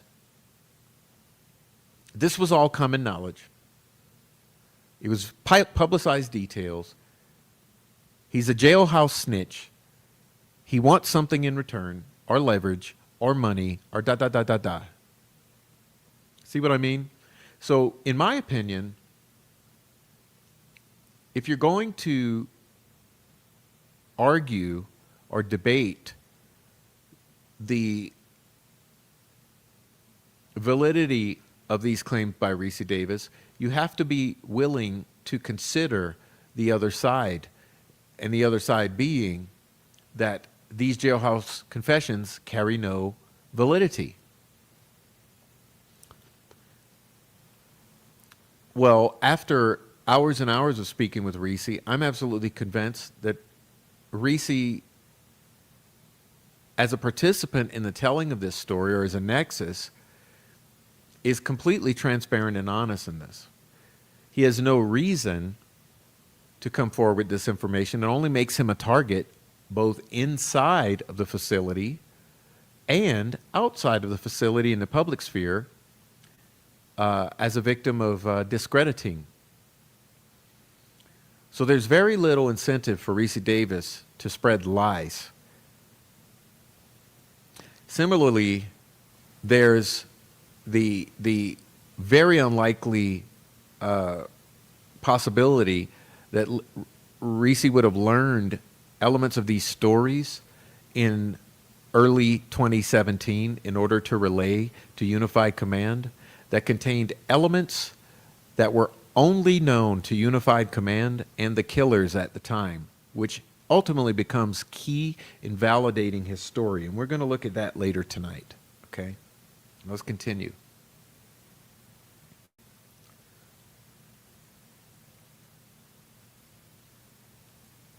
What remains unresolved is not just whether Davis believes these accounts, but whether any portion of them can be independently corroborated through physical evidence, digital forensics, or official investigative records. And we'll get to that.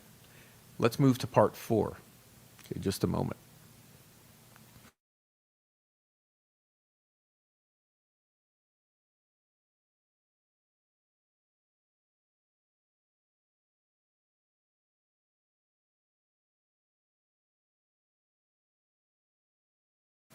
Full disclosure, it's almost chocolate time, so maybe after this one we'll take a small pause so I can grab the chocolate.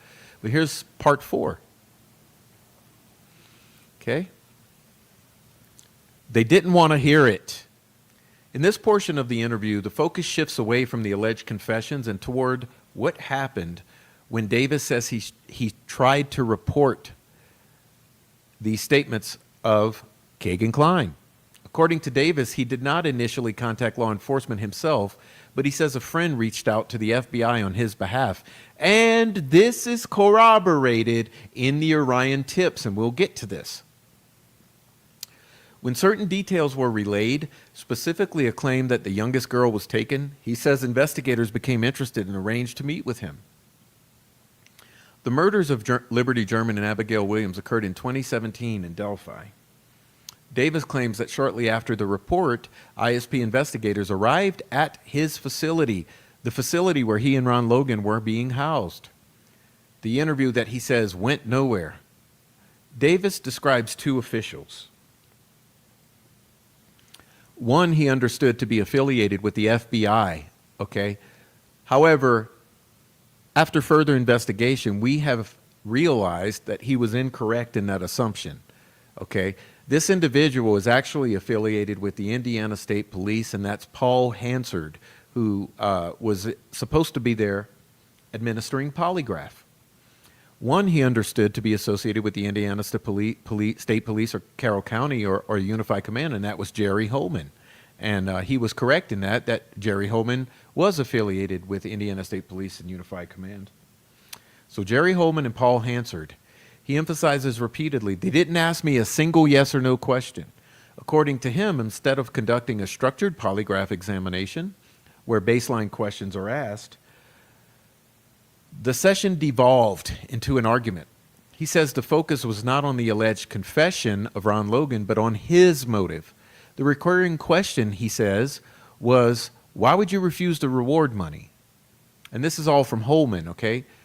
Holman was being very combative in Ricci Davis's telling of this. He claims he declined any financial reward tied to the case and told investigators he wanted no money and no media attention, only for the information to be investigated.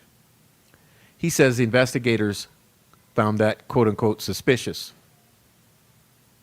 From his perspective, that disbelief turned into hostility. He describes feeling interrogated not about the murders, but about his character. He attributes some of the tension to his stutter and Tourette's syndrome, saying that he felt dismissed or judged because of how he communicated. At one point, he says he removed the polygraph equipment himself out of frustration. The recording that doesn't exist. Davis states the session was recorded, video and audio, and that he was informed of that at the time. He now claims investigators later said the recordings were lost, or the recording was lost.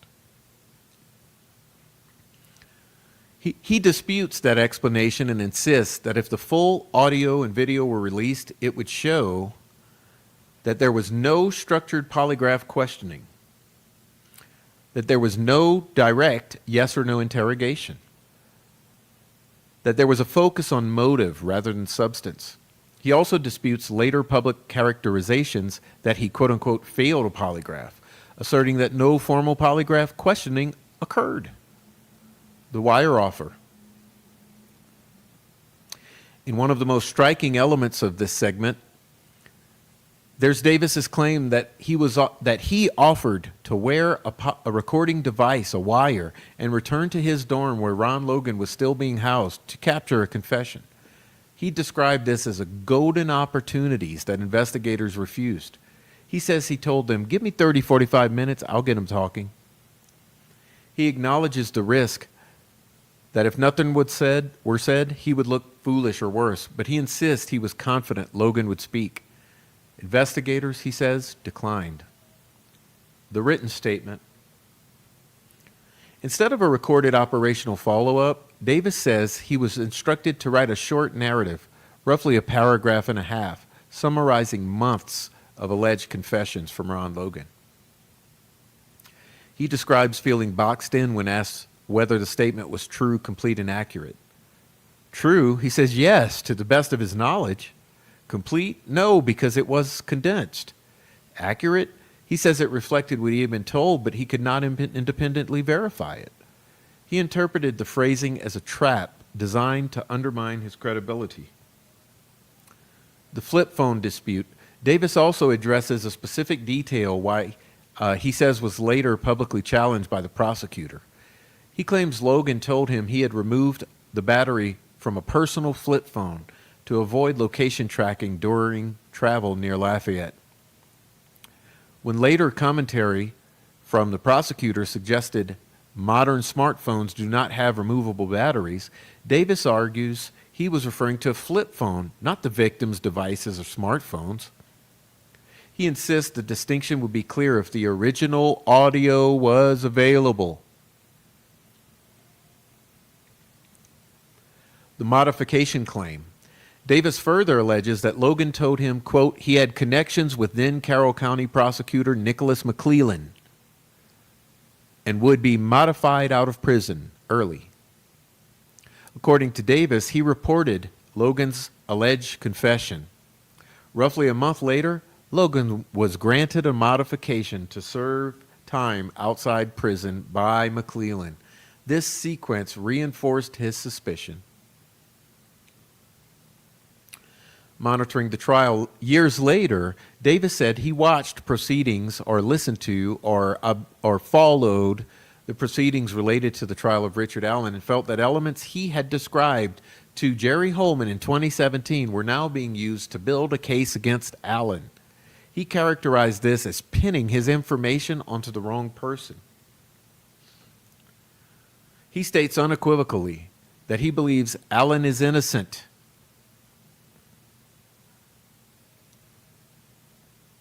This belief is central to his ongoing frustration. The emotional undercurrent. What stands out in this section is not new factual detail, but his or the emotional escalation.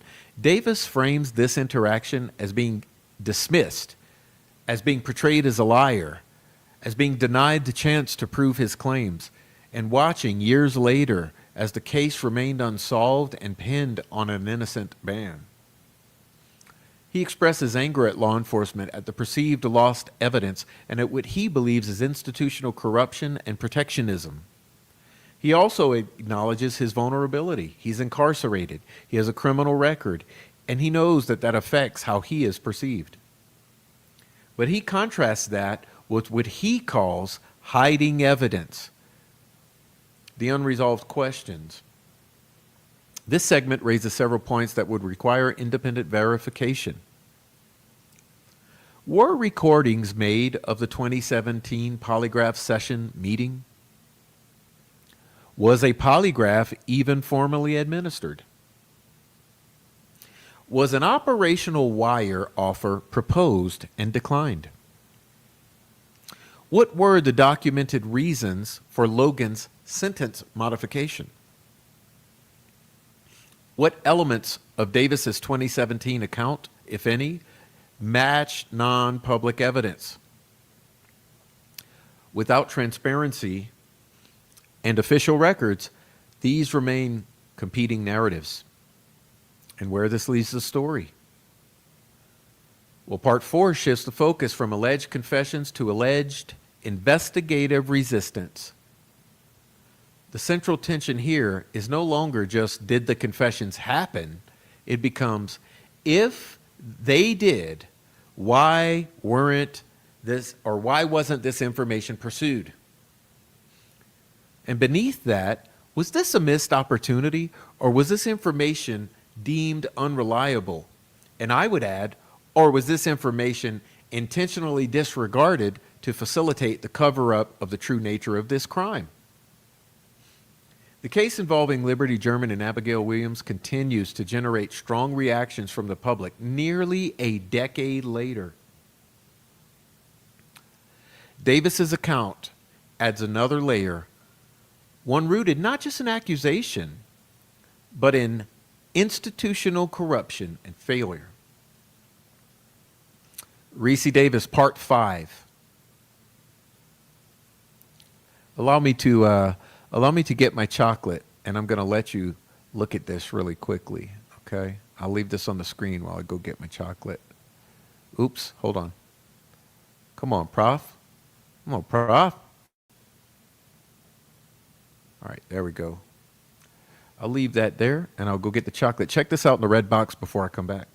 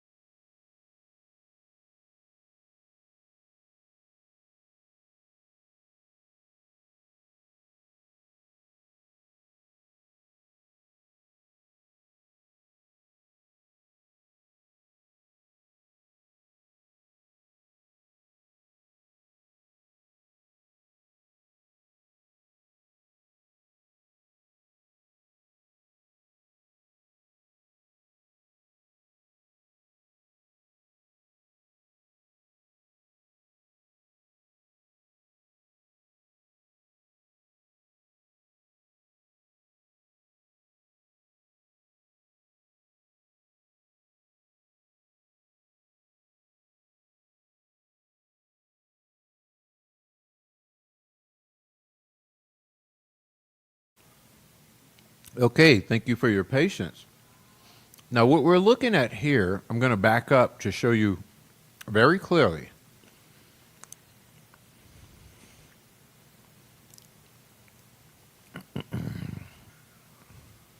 All right, this is Defendant's Exhibit 4A.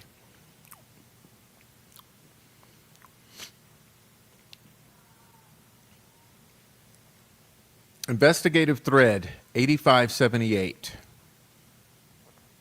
Last activity 6/28/2023.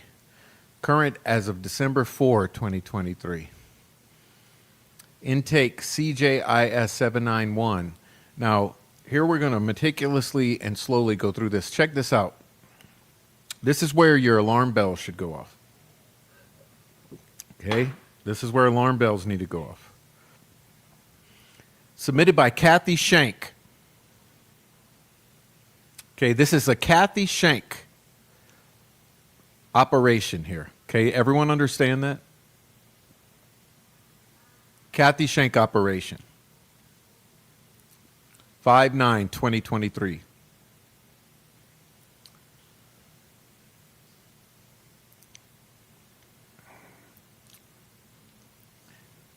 Submitted by Melissa Stewart on 5/15/2017.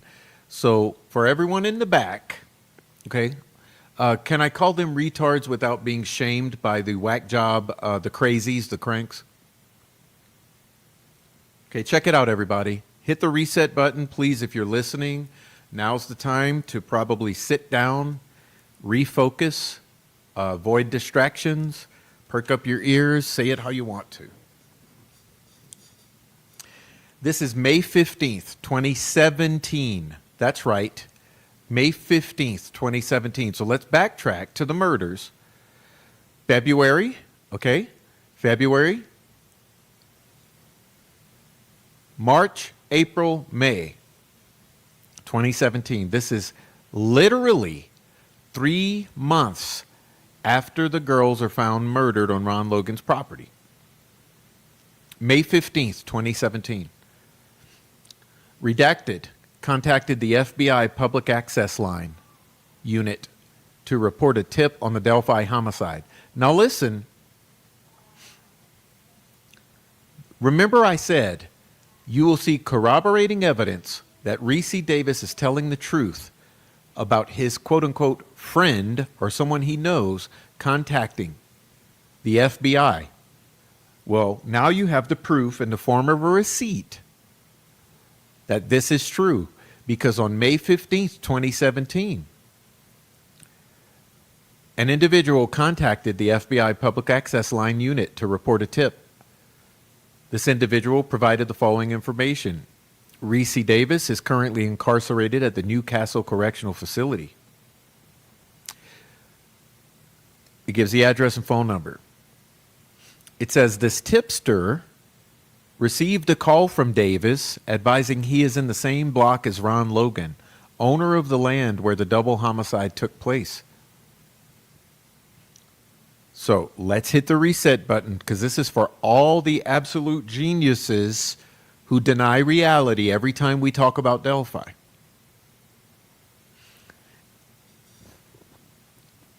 Remember, Ricci says he contacted a friend, had the friend contact the FBI. Well, listen, this is 3 months, almost to the day, after these murders. Ricci Davis has a friend who contacts the FBI, advising he's in the same block as Logan, owner of the land where the Delphi homicide took place. Logan is in prison for parole violation. And listen to this statement now, 3 months after the murders. Logan confessed to Ricci step-by-step killing of the 2 girls. Logan told Ricci how he burned his clothes in a fire pit and where it was located. Used box cutters and struggled with one of the girls and thought drops of blood from his nose ended up on her clothes. Ricci also advised that he killed the older girl first. Redacted said Ricci wants nothing from this but justice for the girls. This is for all the fucking idiots who will stalk, harass, try to attempt to discredit, who will call Ricci a plant, who will call Ricci a liar, who will call me a liar, who will call Erica Morse a plant and a liar, who will call Dirty Diana a plant and a liar, who will call everyone who doesn't go along with their groupthink dynamics a fucking plant or a liar. In other words, all the plants. This is for all the plants. Second paragraph in the red box. This is where the money is. Logan confessed, on May, see where I'm circling the mouse? May 15th, 2017, 3 months after the murders, Ricci's friend calls, giving the following statement. Logan confessed to Ricci the step-by-step killing of the 2 girls. Logan told Ricci how he burned his clothes in a fire pit, and where it was located. Used box, I got to get the sound. Used box cutters. Oh my God!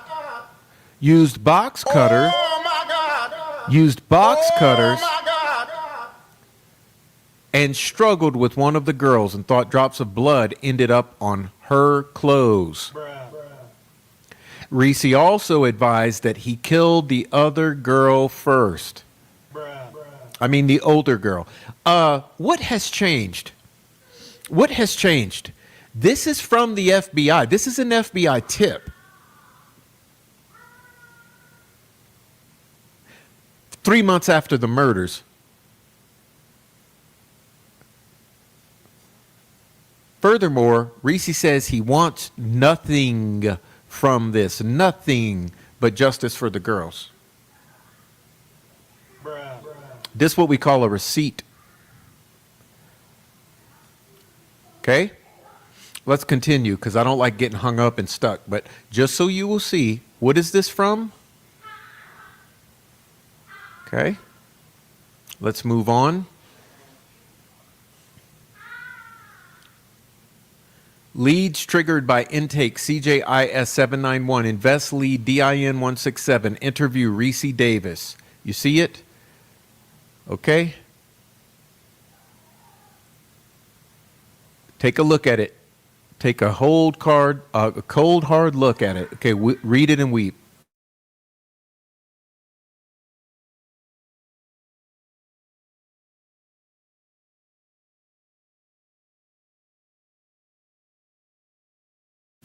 All right. As you see, Kathy Shank. Okay, Kathy fucking Shank. Fully covered, right? Fully covered, quote unquote. Does anybody believe this is fully covered?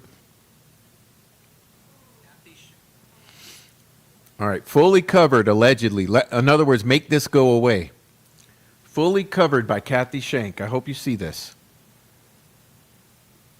Discontinued as of 1/06/2023. Look at the dates. 1/06/2023.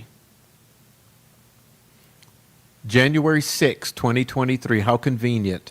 Discontinued. Lead is discontinued due to no follow-up with Ricci Davis. What does that say?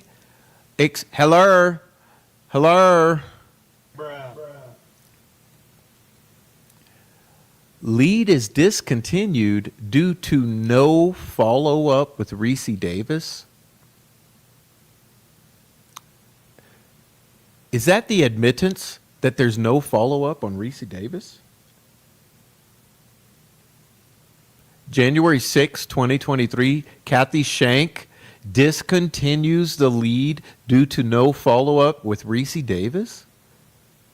But didn't Ricci just say a box cutter is involved before anyone fucking knew that? Three days after the murders? And that Ron Logan burned items in a fire pit? And that drops of blood ended up on the clothing? And that Ron or someone killed the older girl first? Bruh. What are we even looking at here? What are we looking at? Like, did no one catch this? I mean, where's our defense investigators? Where's our defense team? Where's Brian Alvey? Okay? Where's Nick McClellan? Where's Kathy Shank? Where's Unified Command? Where is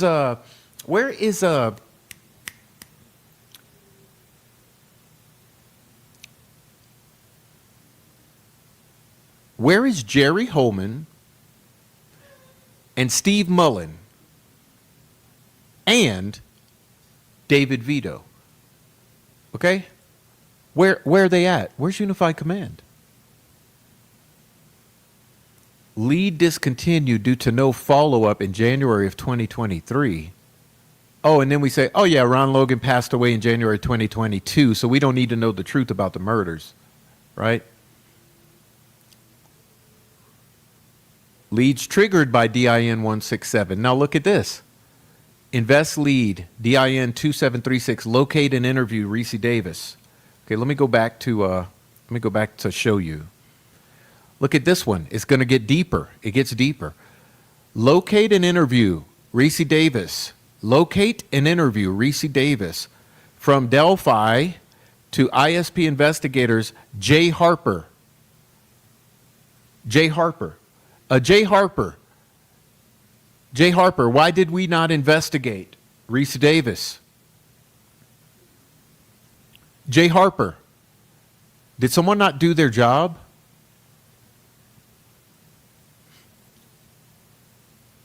Locate and interview Ricci Davis, Jay Harper. Lead coverage, covered by Kathy Shank on behalf of Jay Harper on May 9th, 2023. What? Who the fuck? What is this? I don't understand. Locate and interview Ricci Davis, Jay Harper. Covered fully by Kathy Shank on behalf of Jay Harper, May of 2023, in order to bury the truth about Delphi and prosecute and railroad Richard Allen.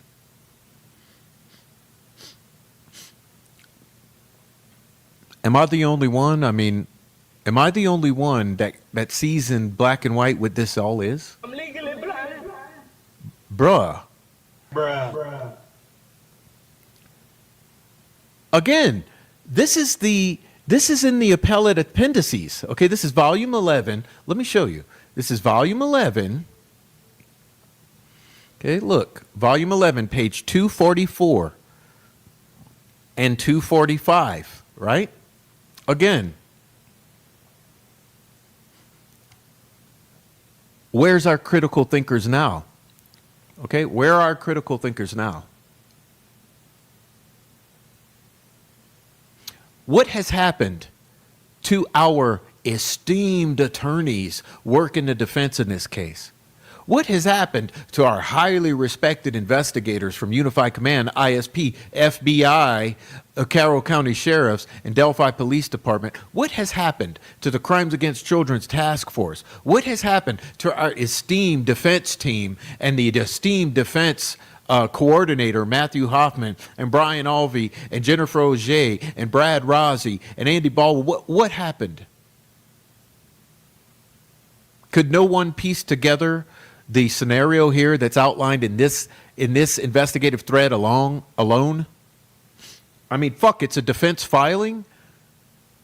Exhibit 4A, filed January 20th of 2025. Of course, after they dropped the ball, right? After they failed Richard Allen. Oh, and by the way, before I move into further into this whole story, when I'm talking about discrediting Erica Morris, okay, back to Erica Morris, because we're going to talk about Eric and Christine tonight. I've already have. Back to the discrediting of Erica Morris and Christine, defense investigators. They failed Rick. They're the reason the defense lost the case. Really, really. Okay, so here's a question for the crazies. Okay, Christine and Erica, who were hired to work this case, who ended up getting severed from the case by Judge Gull because of Jason Jensen, who never got paid, who from the day that they were severed, ever since then to now, have worked pro bono on this case every day of their life, ever since this severing of Jason Jensen. How did they sabotage and derail and fail Rick Allen, okay? Why are they solely to blame? Why is Erica Morris and Christine solely to blame for the failure of the defense and Richard Allen? Excuse me. As far as I can remember, there was another investigator named Brian Alvey, right? Why do I never hear his name mentioned? Oh, and then there's another person named Matthew Hoffman who was literally coordinating all of this. Why do we not blame the person coordinating the investigators, sending them on their little menial task, rabbit holes that were totally non-productive? Why do we not blame Matthew Hoffman and Brian Alvey for anything? Oh, and beyond that, let's hit the reset button. Who are the actual attorneys who've touched this case? Oh, let's see. Was it Erica Morse? No. Was it Christine Salzer? No. Was it Brian Alvey? No. Was it Matthew Hoffman? No. Who are the attorneys who touched this case? Let's see. It was Michael Osbrook, Carol Weinecke, Andrew Baldwin, Jennifer Auger, and Brad Rossi. And then there's the entire prosecutorial team who are also attorneys who've touched this case. It seems to me that every single attorney who had their hands on this case are to blame for the failure of the defense of Richard Allen and allowing this railroading to ensue. Judge Gull is also a lawyer, right? So Gull, McClelland, Diener, Rossi, Baldwin, Auger, Weinecke, Osbrook. That's just about all your attorneys who've actually touched the case. Why are they not to blame for the failure of defending Richard Allen and for the allowing of the railroading of Richard Allen and for the attempt to bury the murders? Are none of these lawyers responsible for anything? Is the state not responsible for railroading this man and violating his constitutional violations? Is all of this solely on the head of Erica Morris and Christine? Enough said. Back to it. Okay. back to it's actually pertinent because we don't gaslight. Again, to lay out this thread here. Just a moment, I got to cough and get another bite of chocolate.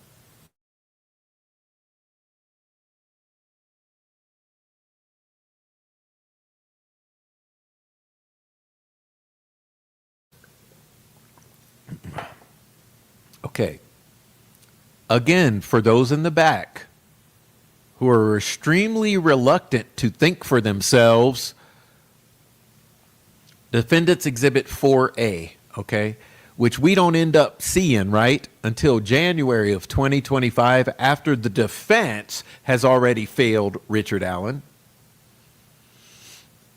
Suddenly we find this and we don't even understand how to interpret it. So let me help you all. Okay, let me help all these highly esteemed appellate attorneys and all these highly esteemed lawyers. And let me help all of these so-called investigators. Oh yeah, and let me help all of the fucking crazies you refer to as the cronks understand what this actually means. May of 2023, Kathy Shank.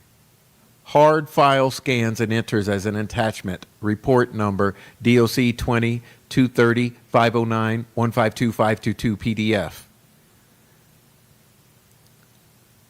Narrative submitted from Melissa Stewart on 5/15/2017. Ricci Davis, okay, is currently incarcerated at Newcastle. Received a call from Davis advising he's in the same block as Logan, owner of the land where the Delphi homicide took place. It's reported that Logan is in prison for a parole violation. He's still in prison when they received this. They should have never modified him out having this information, right? Okay, let's think about more critical shit. Whoops. Okay, sorry about that. I'm goofy. All right, come on. Come on, technology. Okay. Logan confessed the step-by-step killing. Logan told Ricci how he burned his clothes in a fire pit, which means 3 months after the murders, they could have gone, look in that fire pit. They knew where it was because, look, he also told them where it was located. They could have dug up that fire pit and found those clothes or some sort of remnant of the clothes. They would have found out where it was located. They would have learned that Logan claimed his box cutters were used and that there was blood possibly on one of the victim's items of clothing. They could have then tried to go find Ron Logan's blood or DNA on the clothing, right? That's called investigate the crime. He also advised he killed the older girl first. Could they have had the medical examiner review his findings and determine whether or not evidence would indicate, rigor mortis would indicate, pallor mortis would indicate, anything would indicate whether or not the older girl was killed first, thereby validating an element of this confession, thereby making them able to charge Ron Logan at this point in time? I don't know. And what happens? Kathy fucking Shank fully covers it. Oh my God. Oh my God. Kathy Skank. Oh my God.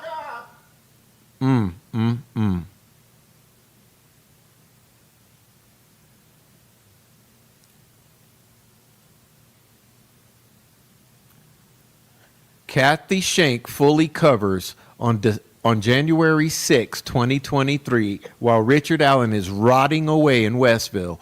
Lead is discontinued due to no follow-up with Ricci Davis. That means no fucks given in January of 2023 while Richard Allen is nearly dying in Westville. No fucks are given about following up with Ricci Davis. Ron Logan's passed away. Don't worry about this shit, okay? Don't worry about exculpatory information or finding out what else might be known. Oh, also, go locate and interview Ricci Davis, okay? January 6, 2023. Jay Harper, go locate and interview Ricci Davis on January 6, 2023. Oh, that's okay. May 9th, 2023. Don't worry. It's fully covered on behalf of Jay Harper. We're not going to worry about Ricci Davis. And that, y'all, is the fucking that's the Cliff Notes. That's the Cliff Notes version of that. So where's the feds? Where's the feds? Why is Ricci Davis full of shit and a liar? Yeah. Because see, that's called a receipt, and that's from the FBI. That's also from Unified Command. That's also from the Orion Tips. It's also from Black and White in the court record, and it's also now in the appellate record. So let's continue.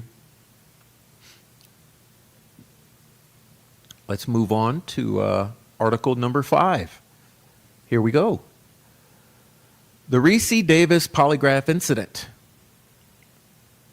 Ricci Davis alleged that Ron Logan made incriminating statements and then that the inmate underwent a polygraph in mid-2017. What is documented in court filings? The defense for Richard Allen introduced exhibits referencing prior investigative leads involving Ron Logan. The defense attempted to introduce Ricci Davis as a trial witness to include his testimony about the interactions with Ron Logan and Keegan Kline. Okay? I have a question about that. Why didn't Ricci Davis or Keegan Kline testify in trial? It's still kind of an open-ended question. I haven't received an answer or a document that satisfies me, but let's continue. There were references to polygraph results and investigative interviews with inmates. Defense filings suggested investigative shortcomings or alternate suspects, what is not clearly established in these public records. A verified transcript confirming the exact wording of the confrontation described during the polygraph exam, so-called. Official confirmation that Unified Command and investigators shut down a wire offer from Ricci Davis. Yeah, why is it mum's the word on the wire offer? Confirmation that Jerry Holman improperly interfered with the polygraph examination as opposed to just being present in the interview phase. Yeah, where's the transcript or where's the video recording or audio recording of that polygraph? Yeah, right, it's disappeared off the face of this earth like everything else actually relevant and actually exculpatory and actually pointing to the true nature of what happened in this crime. Polygraph, procedure claims. When you have a polygraph, you're supposed to have one examiner, not police interfering. Generally, a polygraph exam is typically conducted by a certified examiner. Law enforcement officers may be present before and after for interviews. The interrogation phase, pre-test interview, can involve confrontation or questioning. However, the polygraph itself is not supposed to. Courts do not treat polygraph results as reliable evidence in most jurisdictions, including Indiana. So even if a polygraph was failed or miserable, it would not typically be admissible in court. So why is McClellan running around to all the goddamn podcasters and YouTubers to spread this narrative talking point? No, Ricci Davis failed miserably. Why is McClellan doing podcast at all? Has anyone thought about that? Isn't this equatable or equivalent to walking over hot shards of ass, as Doug Carter stated? Jerry Holman is not a liar. I'd walk over hot shards of ass for Jerry Holman. I mean, hot shards of glass, allegedly. Why at the post-sentencing press conference was all of Unified Command acting like absolute complete maniacs? And why was the prosecutor and superintendent of state police so concerned with what YouTubers had to say? And then why did the prosecutor go on a YouTube tour, on a podcasting tour to spread his gaslighting about this case? If YouTube was so bad and if they were so concerned about the YouTubers that they had to go out there like butthurt teenagers, whine and cry and rage out at the post-sentencing press conference about YouTube, why did McClellan subsequently go all over YouTube spreading lies and smiling and with the hair slicked back and the fucking gaslighting? The wire offer. Why wouldn't they allow you to wear a wire and record Ron Logan? Well, from a law enforcement standpoint, possible reasons they might decline or they might cite. In other words, the excuses you need to get ready for institutional prison restrictions. Oh yeah, yeah, you can't get. Concern about contamination or credibility. Oh yeah, we got fear of tipping off a suspect. Oh yeah, we can't let him know if he finds you on the wire. Chain of custody complications. Oh yeah, chain. Belief that the inmate Ricci Davis was unreliable. Oh, he's full of shit. He's full of shit. He wants the money. Strategic decision not to pursue the angle or a cover-up. All of that doesn't prove misconduct, but it also doesn't automatically prove that they handled it properly. You see, it does show that they intentionally refused a golden opportunity to further investigate Davis's claims of Logan's confessions that they surely would have known 3 months after the murders that these confessions contain details only the killers would know, which is key here. Ricci Davis, in that tip and in that polygraph attempt, relayed details of Logan's confessions that only the killer or killers would have known. Therefore, they should have seized the golden opportunity to put a wire on him and utilize that, and at a very minimum, investigate Logan. And they refused to. Instead, they modified him out with the help of his friend, his longtime family friend, Nicholas McClellan. Okay, defense exhibit with cutoff narrative. If you look real close to it, Ricci says it stops in the middle of a sentence. If that document exists in the public trial exhibits, it would be useful to compare the defense exhibit version against the original investigative reports and videos. Oh, but conveniently, they've been disappeared. Any handwritten statement scans and investigator reports. Oh, but some reason, where is it? Where's the hand? I mean, where's Holman and Hansard's actual full investigative reports on this situation? Didn't Holman, wasn't he obligated to write a report of this particular thing? Where is that? Of course, the excuses they'll cite is that sometimes a statement appears cut off because only the written portion provided was scanned. The inmate was stopped by law enforcement, or the inmate just stopped. The document was an excerpt, or the second page wasn't included. Without seeing the full exhibit or seeing any of the reports, it's impossible to conclude. But Ricci's claims raise many concerns about Holman's reluctance to hear and document relevant and concerning details of confessions that that had the potential to blow the investigation wide open in May of 2017, right? Again, back to the top of the page. When did this fucking tip come in? Look at it. Read it and weep. 3 months after the murders. 3 months after the murders. May 15th of 2017, they could have blown the case wide open. Instead, what were they doing? They were busy deleting 70 days of evidence that occurred during this time frame, right? During this time frame.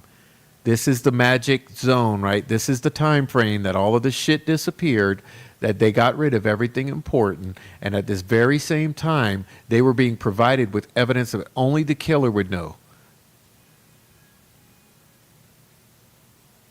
Okay, let me continue, see if I didn't lose my place.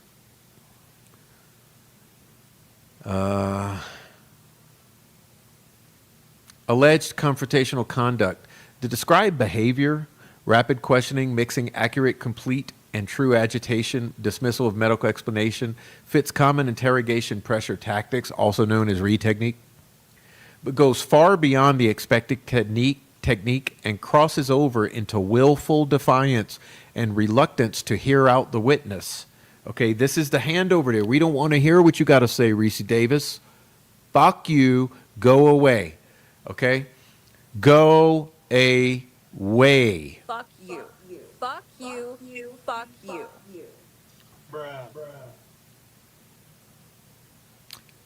This is especially concerning in such a high-profile, stagnant investigation in which time was of the essence. This does not automatically mean that the polygraph was invalid or the subject was deceptive, the results were fabricated, or the investigation was corrupt, but it could support the narrative that the session was adversarial and intentionally caused to be fruitless by Jerry Hoban, that the subject, Ricci Davis, was agitated, emotional, and suffering from Tourette's syndrome, causing difficulty in the interpretation, and that investigators used this against him in order to help facilitate the dismissing of these claims. Baseline measurements may have been compromised or didn't exist at all, which immediately discount any claims made by the state in regards to this polygraph examination. About Nick McClellan saying he failed miserably. Well, polygraph scoring terminology usually doesn't use the phrase failed miserably, okay? This sounds like a targeted commentary and specific PR messaging by the prosecutor, not technical scoring language. This is intentionally designed to both dismiss and discredit the whistleblower testimony and any other claims made by Ricci Davis, both before and after McClellan's statement was made, effectively preemptively discrediting any further statements that Ricci might make. Big picture context. In the larger context of the investigation into Abby Williams and Libby German and prosecution of Richard Allen, there has been extensive debate over whether Ron Logan and the Kleins were properly investigated.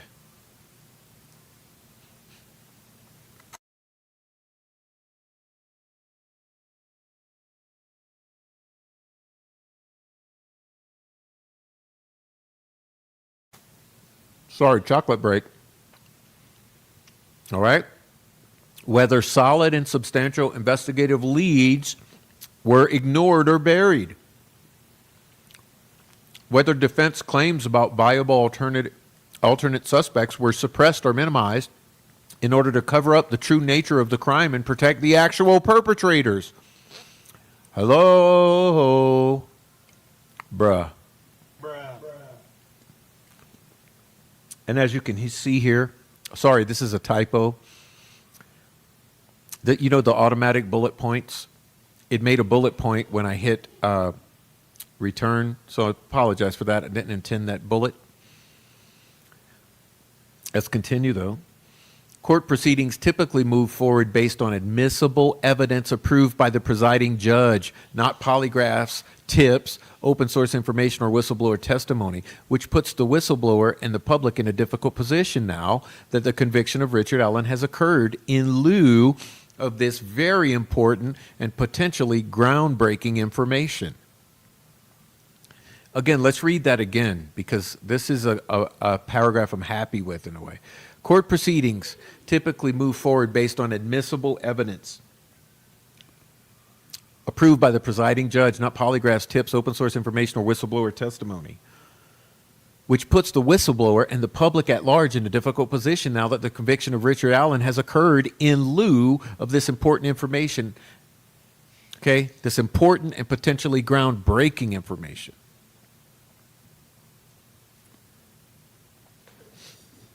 Now, the credibility question in Ricci Davis's decision to come forward.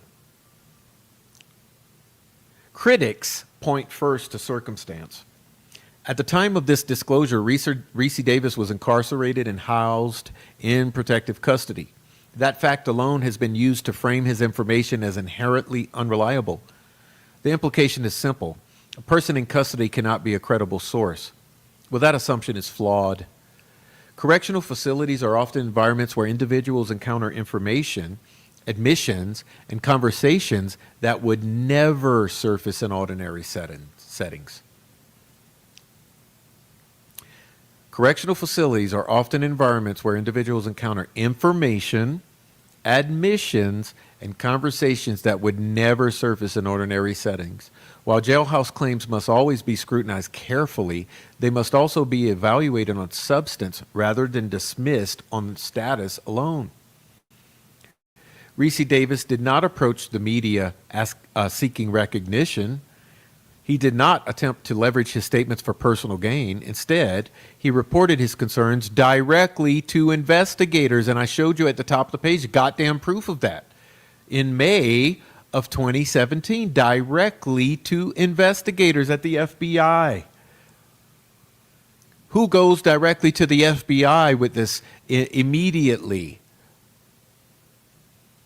Someone who's serious.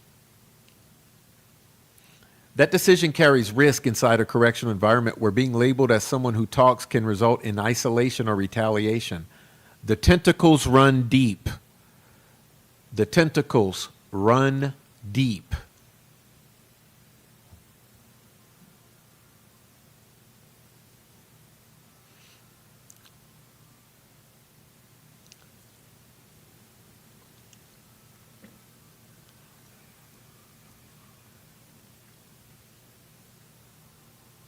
What distinguishes Davis's account, in his view, was not rumor or recycled media coverage, couldn't be at the time, but specificity, details conveyed in a manner that suggested deep knowledge and validity rather than speculation.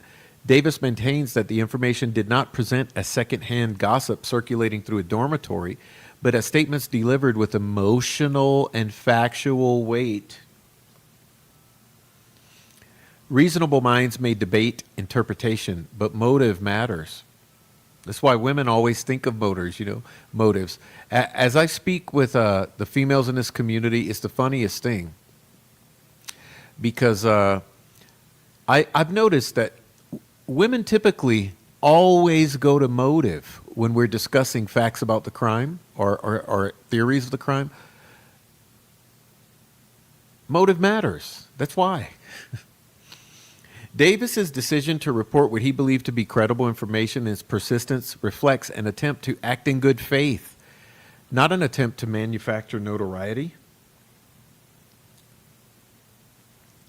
The question, therefore, should not begin with who Davis was at the time or what crimes he had committed or been incarcerated for, but whether the substance of what he reported was examined thoroughly and objectively. Again, the question is not who he was or what crimes he committed, but whether the substance of what he reported was examined thoroughly and objectively or not. Following his interaction with investigators, Ricci Davis left with a deep sense of unease. He has described the experience not as a disagreement, but as a perception that conclusions may have been already solidified before his information was fully explored. In other words, you could say it this way, they had their minds made up. That perception, whether ultimately accurate or not, shaped his continuing concern. It is important to separate two concepts, emotional reaction and evidentiary standard. Courts require documentation, corroboration, and forensic validation. Davis does not attempt to argue otherwise. His position is that the initial response to his disclosure felt procedurally closed and suspicious rather than investigatively curious and open. That feeling alone does not establish misconduct, but it does raise a procedural question.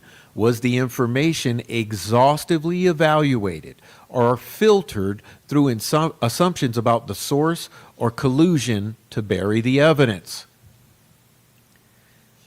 It seems Davis's conviction did not emerge from a desire for attention, but developed from his assessment of the conversations he witnessed and the responses from Unified Command that he later received.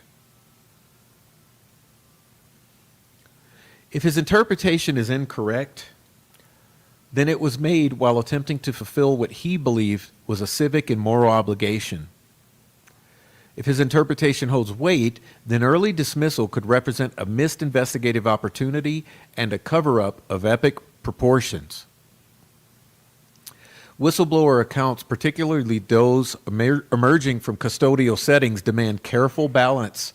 Okay, this is where we have to be objective observers. Skepticism without automatic invalidation and scrutiny without prejudgment. Ricci Davis maintains that his role was not to solve a case, to assign guilt, or to undermine institutions, but to report information that he believed had great investigative value. Whether history ultimately vindicates or refutes his concerns, the act of reporting was grounded in conscience rather than calculation. Okay?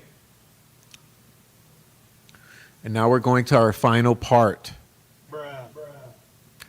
The live-in interview call-in segment, crime scene staging, Las Vegas trip, and the alleged web of protection. In our live call-in segment, Ricci Davis answered some questions from viewers regarding the information he reported to investigators. The exchange, thankfully, provided some additional context, not only about what was allegedly said to him inside the facility, but also about what he still does and does not know. Throughout the interview, Davis repeatedly emphasized a key point. His account is limited strictly to statements made to him by others while incarcerated. Where details were unclear, he said so plainly. This distinction matters, again, and it lends authenticity and validity to his whistleblowing. Alleged staging of the scene. When asked about the placement of the sticks and symbols at the scene, Davis stated that he was told the scene was intentionally staged. According to what he described hearing, the staging was meant to create the appearance of a ritualistic or witchcraft type of symbolism. He clarified that the individual describing this did not explicitly use terms like Odinism, but instead referred more generally to symbolic patterns meant to mislead investigators. Although in my opinion, it's important to make the distinction that although there was staging, it does not mean that some of the individuals involved did not attempt some true ritualistic elements or were not intimately familiar with authentic ritualistic elements. In other words, two things can be true at once. Although there was staging that was intended to create an appearance of ritualistic or witchcraft type of symbolism to make it look like something an old man doesn't do, it doesn't necessarily mean that some of the individuals involved did not attempt some type of true ritualistic element, or at a minimum were not intimately familiar with true, authentic, ritualistic elements or ritualism. That's what I mean. Like the two are not mutually exclusive, which brings in my theory that Ricci Davis plus the Franks Memorandum equals the truth about the Delphi murders. It's a conglomerate of both. What if the cleanup crew were as a true or ritualistic practitioners who came in and did the cleanup or part of the staging and took advantage of Abby Williams and assisted in her undoing? Who knows? Davis also stated that that he was told the staging was intended to shift suspicion, specifically to make it appear as something an old person wouldn't do, thereby manipulating public perception. And if you think about this case from the very beginning, I've said, from day one, this has been about manipulating public perception. In the entire first opening statement I gave, I mentioned how the PR team has been on this from day one, whether it was the CIs, whether it was individuals acting on behalf of the state police, the local cops, the killers, or the Unified Command. Regardless, public perception has been manipulated since day one. And it would make sense that this staging would also, include the manipulation of public perception, which means the manipulation of public perception has not only happened in this day and in this year and for these past several years, it started before day one. This has always been about manipulating public perception. Now you have to ask yourself why that is. Importantly, Davis had not acknowledged that he cannot independently verify whether those claims were true or not. He simply documented and later reported what he was told.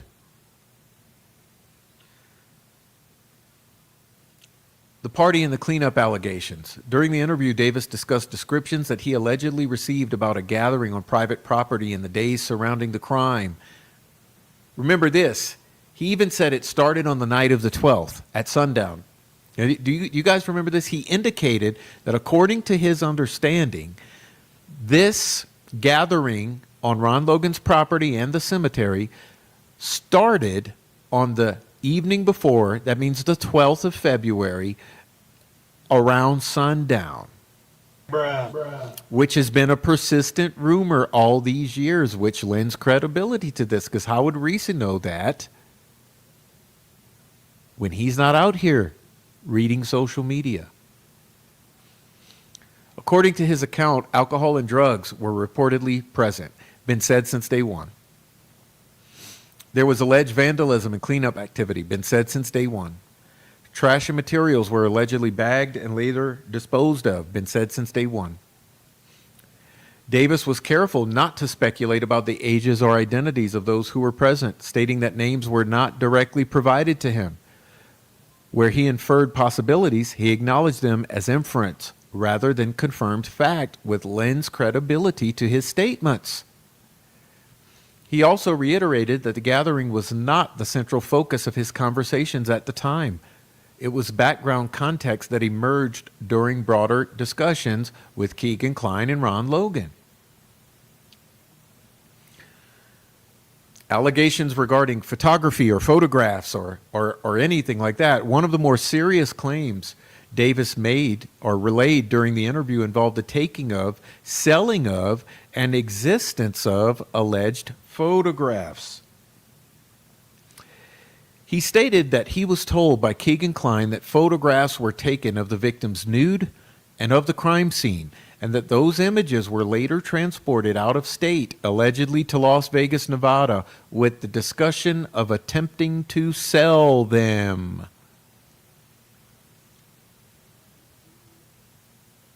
Oh my God! Again, this validates a persistent rumor that has persisted for years, that photographs, gore porn, snuff films, or crime scene photos in general had been out here for years and sold and or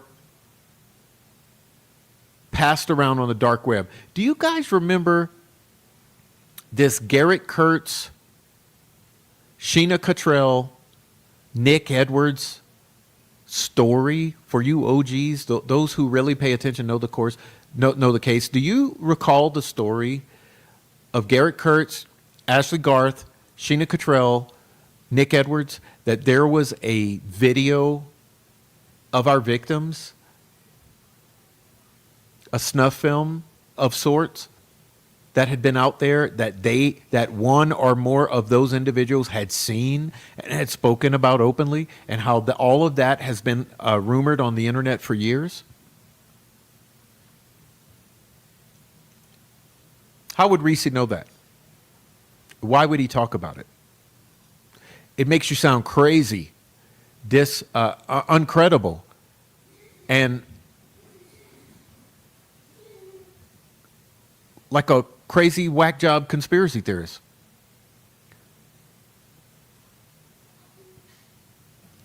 Davis emphasized that he does not know when the photographs were taken, whether they were taken before or after death or both, or who possessed them at specific times. He described hearing that the photos were part of a broader exploitation operation involving online activity and prior illegal material. Look at that. He described hearing that the photos were part of a broader exploitation operation involving online activity and prior illegal trade of illegal material, CSAM. Again, Davis presented this not as fact he witnessed, but as statements made to him. alleged trip to Nevada, Vegas. When asked specifically about Nevada, Davis says he was told that certain individuals left Indiana because they felt pressure coming on and wanted to get out of Dodge. According to what Davis recounted, there was discussion of selling illicit material. There were alleged contacts in Nevada involved in similar exploitation networks. That's a key in Ricci's statement.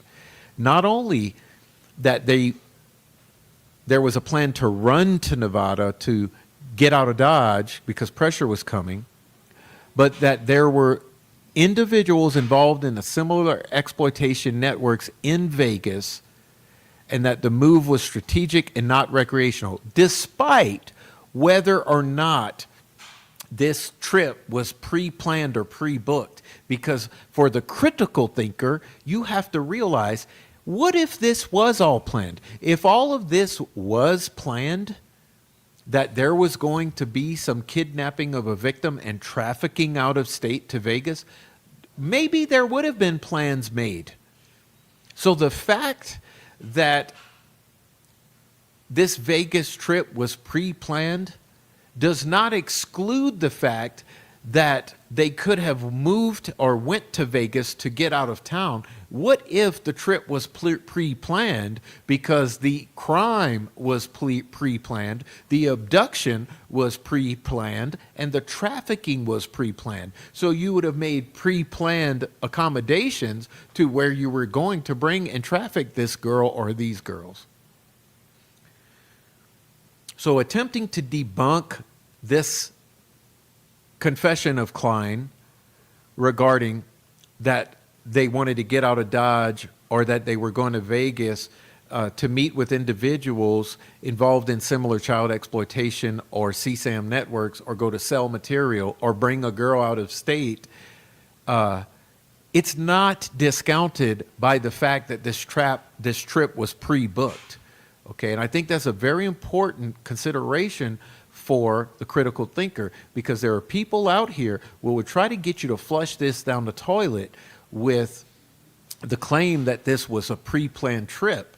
And I am saying to you, they're not mutually exclusive. It can be pre-planned and also be an effort to go over there to escape the heat. It can be a combination of both. And as I'm mentioning, if this crime was pre-planned for this area of time, or this window of time, it would make sense that maybe there was some sort of accommodations being made. But I think these are small potatoes anyway. None of this is reason to attack individuals. None of these are reasons to stalk, harass, dox, or discredit individuals. These are just tiny nuggets of a broader story. Okay. Davis admitted that the Nevada discussion was not detailed and that much of it was vague. He did not claim firsthand knowledge of events in that state. Now, claims of protection and connections. Perhaps the most serious allegation Davis repeated during the interview involved claims of protectionism. He stated he was told certain individuals believed they were insulated from prosecution due to connections, including alleged illegal or political contacts who were involved in purchasing illicit material. Davis was clear he did not personally verify those connections. He relayed them as statements that were presented to him during the conversations. He described hearing claims that exposure of one individual would implicate others in positions of influence. According to Davis, this alleged web of mutual vulnerability created confidence among those involved that charges would never come. Whether that confidence was misplaced bravado or grounded in reality remains an open investigation, and it remains a charge for federal investigators to look into. Okay? This is an open question that demands further investigation. Where are the feds? Where's our RICO? Okay. The bridge statement.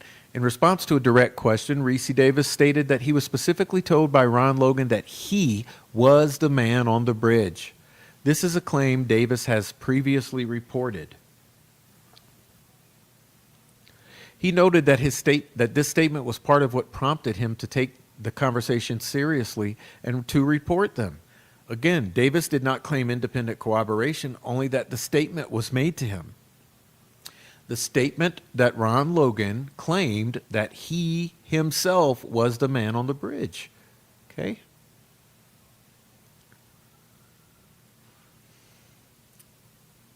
Abby in the bathroom allegation.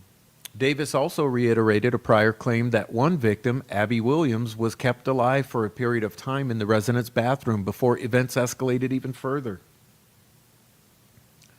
He acknowledged the disturbing nature of this allegation and admitted that it remains one of the most difficult aspects of the story for him to process.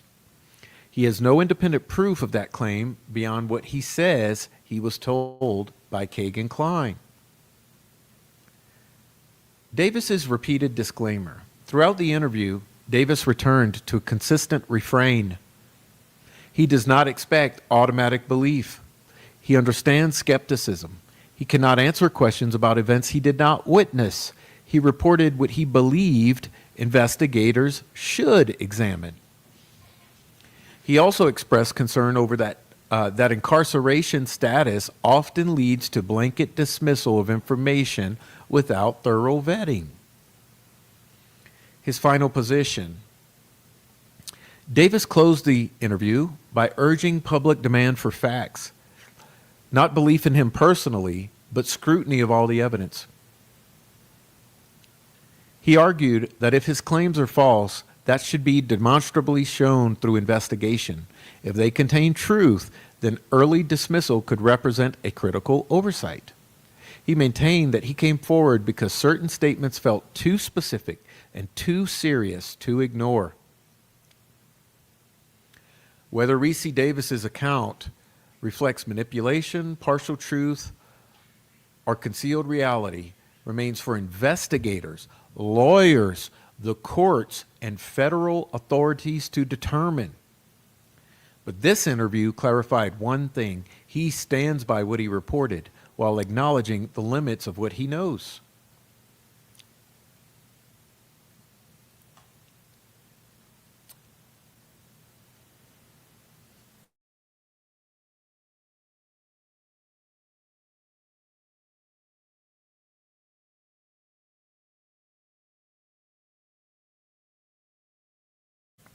Okay, transparency demands examination. This series has not sought to convict anyone in the court of public opinion. It has examined one central question. When a whistleblower presents allegations that could materially affect a case, were those allegations fully and transparently evaluated? Ricci Davis reported conversations that he says definitely occurred. He does not claim to have witnessed the crime. He maintains only what he heard was specific enough to warrant serious scrutiny. He has documented all of this. Skepticism is appropriate, but immediate reflective dismissal is not. The issue is not whether the public should automatically believe Davis. The issue is whether every allegation, regardless of its source, was documented, investigated, and either corroborated or disproven through clear process. Public trust depends on transparency. If the claim lacks merit, a documented review strengthens confidence. If any portion holds weight, thorough examination is essential. Citizens have a lawful role in that process. Read and listen to this information carefully. Share it, ask questions, request and demand transparency through proper channels. Accountability is not hostility. It is the foundation of justice. And that, ladies and gentlemen, is it. So please visit my Substack over at readtheprof.substack.com, and you can read all of that for yourself, and you can follow, you can subscribe, you can join the paid memberships if you'd like. It's all up to you. It's your rodeo, okay? And while you're at it, you can support me here at Cash App at the Coffee for Prof, or buy me a coffee at the Profs Crew, or with the super chat. We haven't reached our goal yet. I had a goal of 10 super chats for the evening. Please do support the channel. This is a very hard effort and requires a lot of time, a lot of communication, and a lot of work. So please do support the channel if you're able to. And if you're not able to support financially, please do support with comments in the comment section, or with a thumbs up, or by sharing. You can also share my Substack articles very easily. If you go over to Substack, please do share the articles, screenshot particular components of the articles. Feel free to share my live streams or my videos. Please do your part to support this work and share this information. I believe it's highly concerning. Now, there is something I wanted to go through before we get out of here, and we'll keep it brief, okay, because we're running out of time here. I'd like to look at this memorandum of law in support of admission of evidence of alternative theories of the crime and third-party perpetrators, okay? Now, you can see this is filed 8/15/2024. We're going to go through and we're going to look a little something, really particular, okay? So just bear with me here. As you see, I'm flipping. I'm showing you that I'm not lying to you. These are receipts. Okay.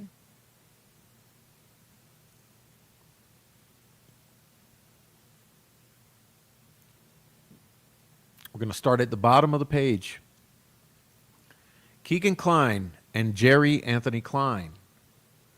Keegan Kline is the son of Jerry Anthony Kline. He was 22 years old in February 2017.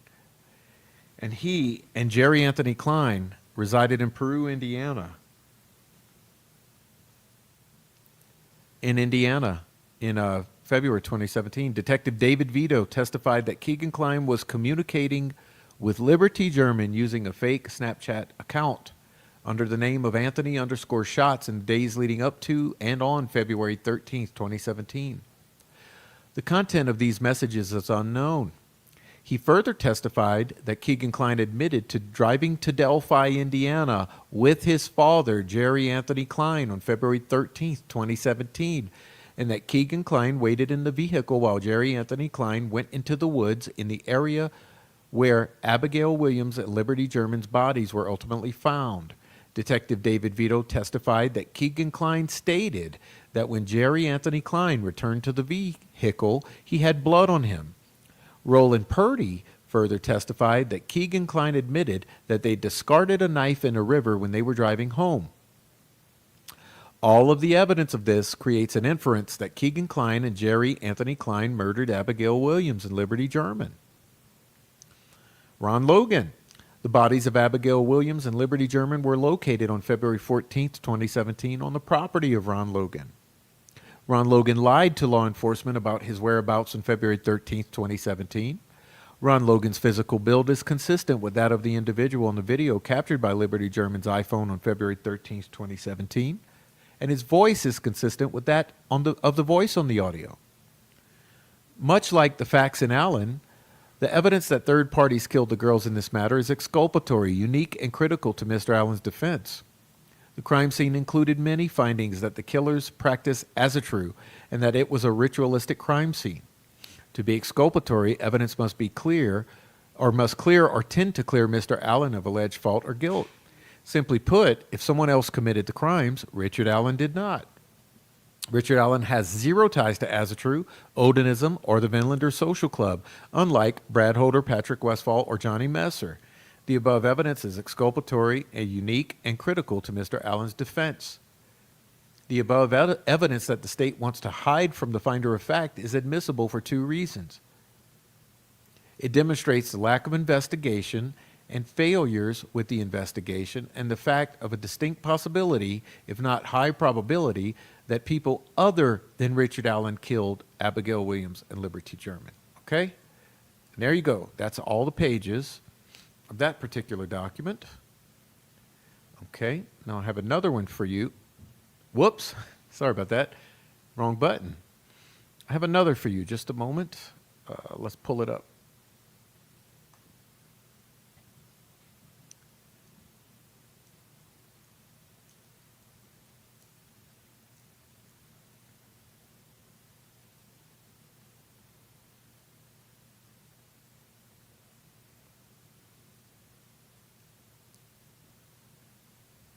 Okay, here's another one. Okay.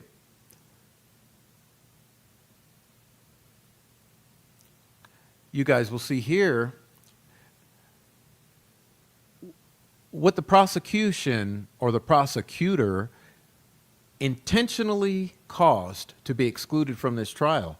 Notice, Odinism, cult or ritualistic killing, Brad Holder, Patrick Westphal, Johnny Messer, Elvis Fields, Ned Smith, Rod Abrams, Keegan Kline, Jerry Klein, Ron Logan. Again, Ron Logan.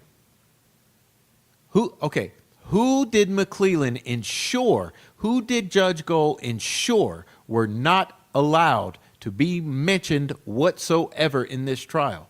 Put your thinking caps on. Who did this judge, did this law enforcement, did this prosecutor, and this entire scheme ensure were not allowed to be mentioned in this trial? Ron Logan, Keegan Kline, Jerry Klein, Rod Abrams, Ned Smith, Elvis Fields, Johnny Messer, Pat Westphal, Brad Holder, cult killing, Odinism.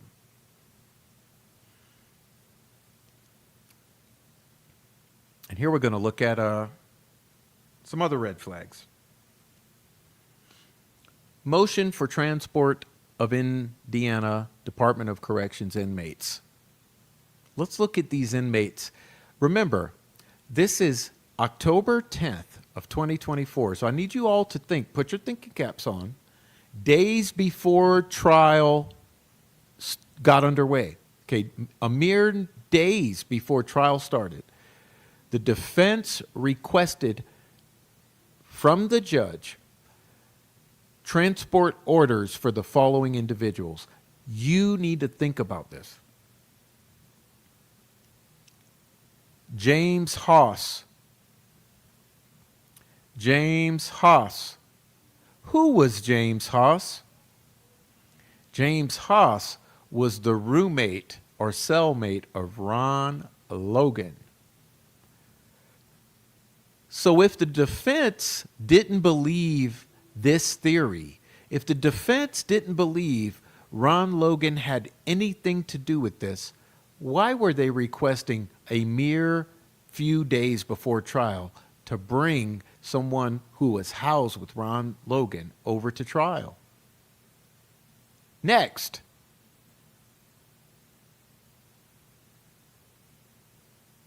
Keegan Kline. Keegan Kline. October 10th, 2024, mere days before trial, the defense team request that Keegan Kline be transported to trial to be a witness at trial.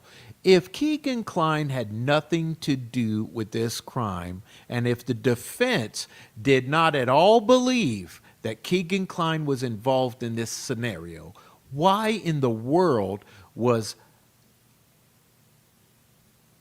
Andrew Baldwin and Brad Rozzi attempting to call Keegan Kline to trial?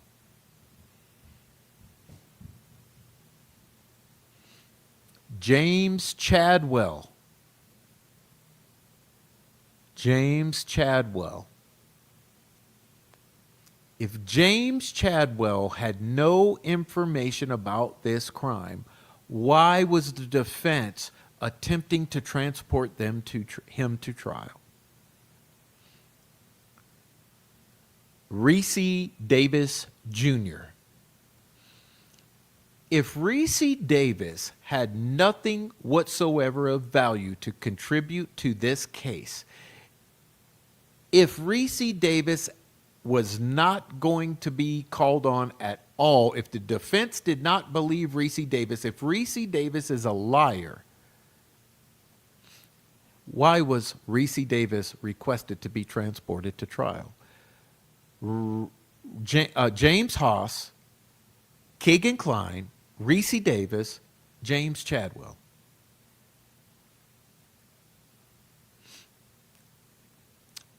Of course, we're just making it all up, right?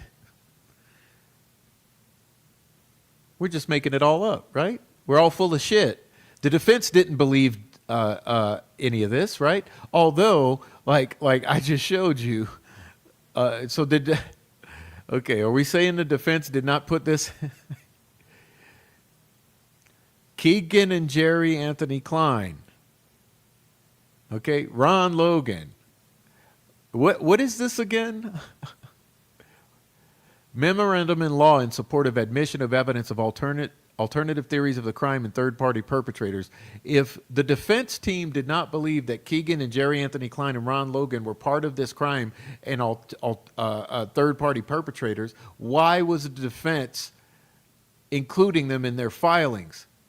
Why was the defense requesting transport orders?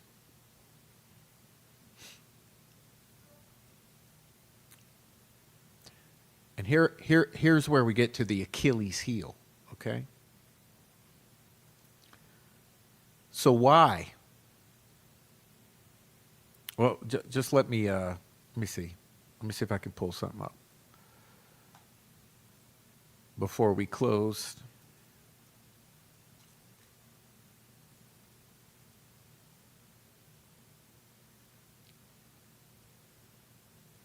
Is it already in here?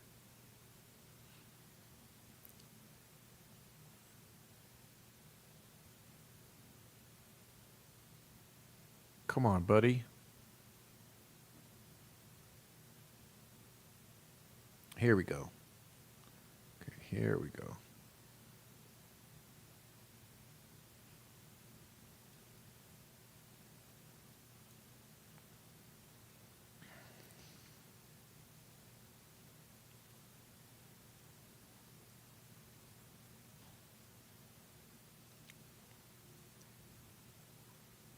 There we go.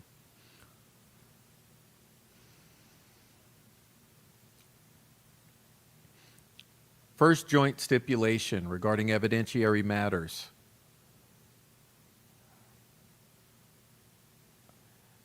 The state comes forward, first day of trial, and says the defense has agreed to the following. We're not going to care about all door sheet notes from inmate companions or correctional officers at Westville. Okay? Any items collected at the crime scene. Look at number 6. Any items collected at the crime scene. We're not going to worry about items collected pursuant to the search warrant. We're not going to worry about all AT&T records containing pings or other communications to and from any cellular towers in the area near the Monon High Bridge on February 13th or 14th. We're not going to worry about any AT&T cell records for Liberty German cell phone. We're not going to worry about the chain of custody for the cell phone. We're not going to worry about the chain of custody for the firearms tested by Oberg.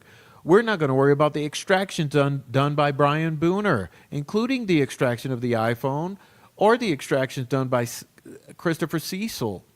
We're not going to worry about extraction of Derek German's iPhone or the Harvest store video collected by the FBI. We're also not going to worry about anything else that matters, which leads me to the obvious question, the elephant in the room. Why did the defense rest early? With all of this, with dozens and dozens and dozens of potential witnesses that could have been brought in, with transport orders for inmates, including Ricci Davis, why did the defense stipulate to all that shit, decide to not pursue anything any further and rest.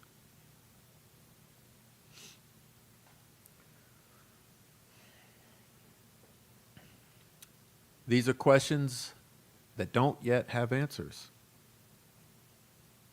As a matter of fact, everything you heard tonight were questions, and we await the answers.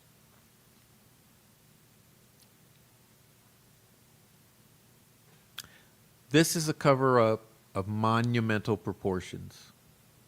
It's so much worse than you would ever imagine, so much more complicated than you can ever imagine, so much more evil than you could ever imagine.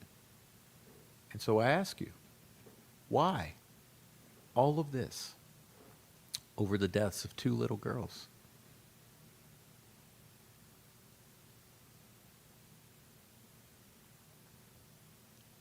Occam's razor says it wouldn't be.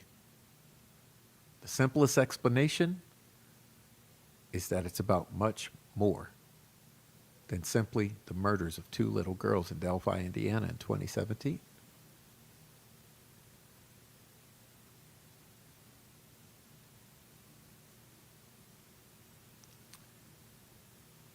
And that's, I think, where I'll leave it.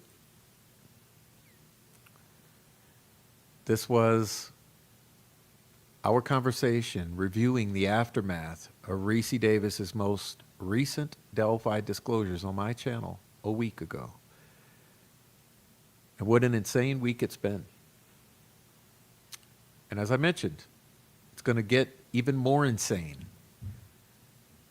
because there are efforts underway right now to go on a all-out smear campaign to shut individuals like you and me up so that we don't ask the obvious questions and that everyone lets this go away.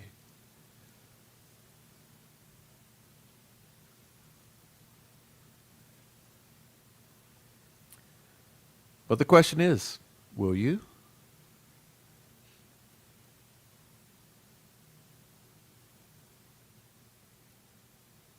Be really careful about what you believe.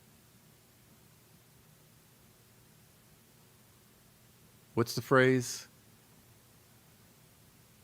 None of what you hear and only half of what you see.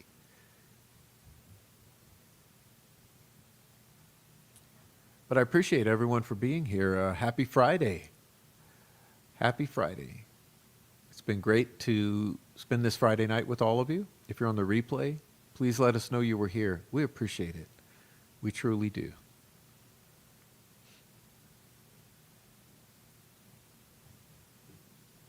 Anyway, be kind to each other, and please don't let anyone abuse anyone else in your presence. Call it out where you see it, because I guarantee you're going to see some crazy shit, because the shit is hitting the fan. And that's a damn fact. Bruh. And the chickens are coming home to roost. I'm legally blind. I'm legally blind. I'm legally blind. With that being said, I wish you all good night. Thanks for being here. Hey, leave me some comments, hit the thumbs up, and support the channel in all the ways you can. Please see my link tree. You can contact me if you need to, and see all my support pathways. God bless you, and God bless Libby and Abby. Okay, we'll see you guys later. Peace out. Shout out Ricci Davis. See y'all later.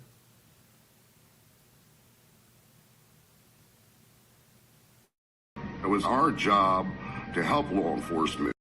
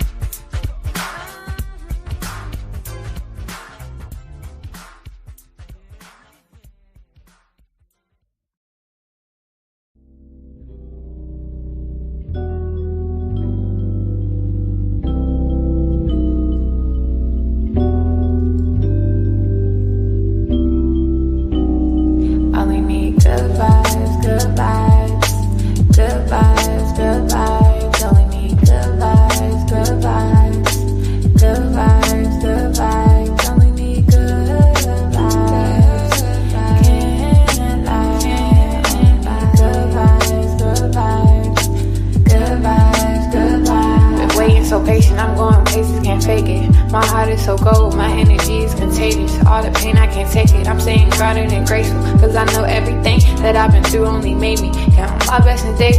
Yeah, they've been acting shady, but I don't take it personal. The memories fading, I'm enjoying the moment. I've been smelling the roses, taking time to reflect, stepping back, the truth unfolding, unfolding. Got nothing to prove, cause I'm about to blow. I've been in the booth, speaking through my soul. You know that I'm true, either way it go, either way it goes. I cannot turn cold, staying on the low. I've been protecting my soul. If your intentions are not pure, I can't let you get too close, cause I'm vibrating high. Ain't got time for your ego, these niggas quit to turn me back. Acting like the amigos, he never cared in the shows. Wasn't with you at your lows, assuming that you gonna fold. But baby, I've been growing ever since I let you go. And I've been doing better, and I know that hurts to know. Hurts to know. Only good vibes around me, and that's for sure. Only good vibes, good vibes. Good vibes, good vibes. Only need good vibes, good vibes. Good vibes, good vibes. Only need good vibes. Can't lie. Only need good vibes, good vibes. Good vibes, good vibes. You see me searching for my inner peace. I've been learning more about myself and my purpose. Truth always come to the surface. Was hurt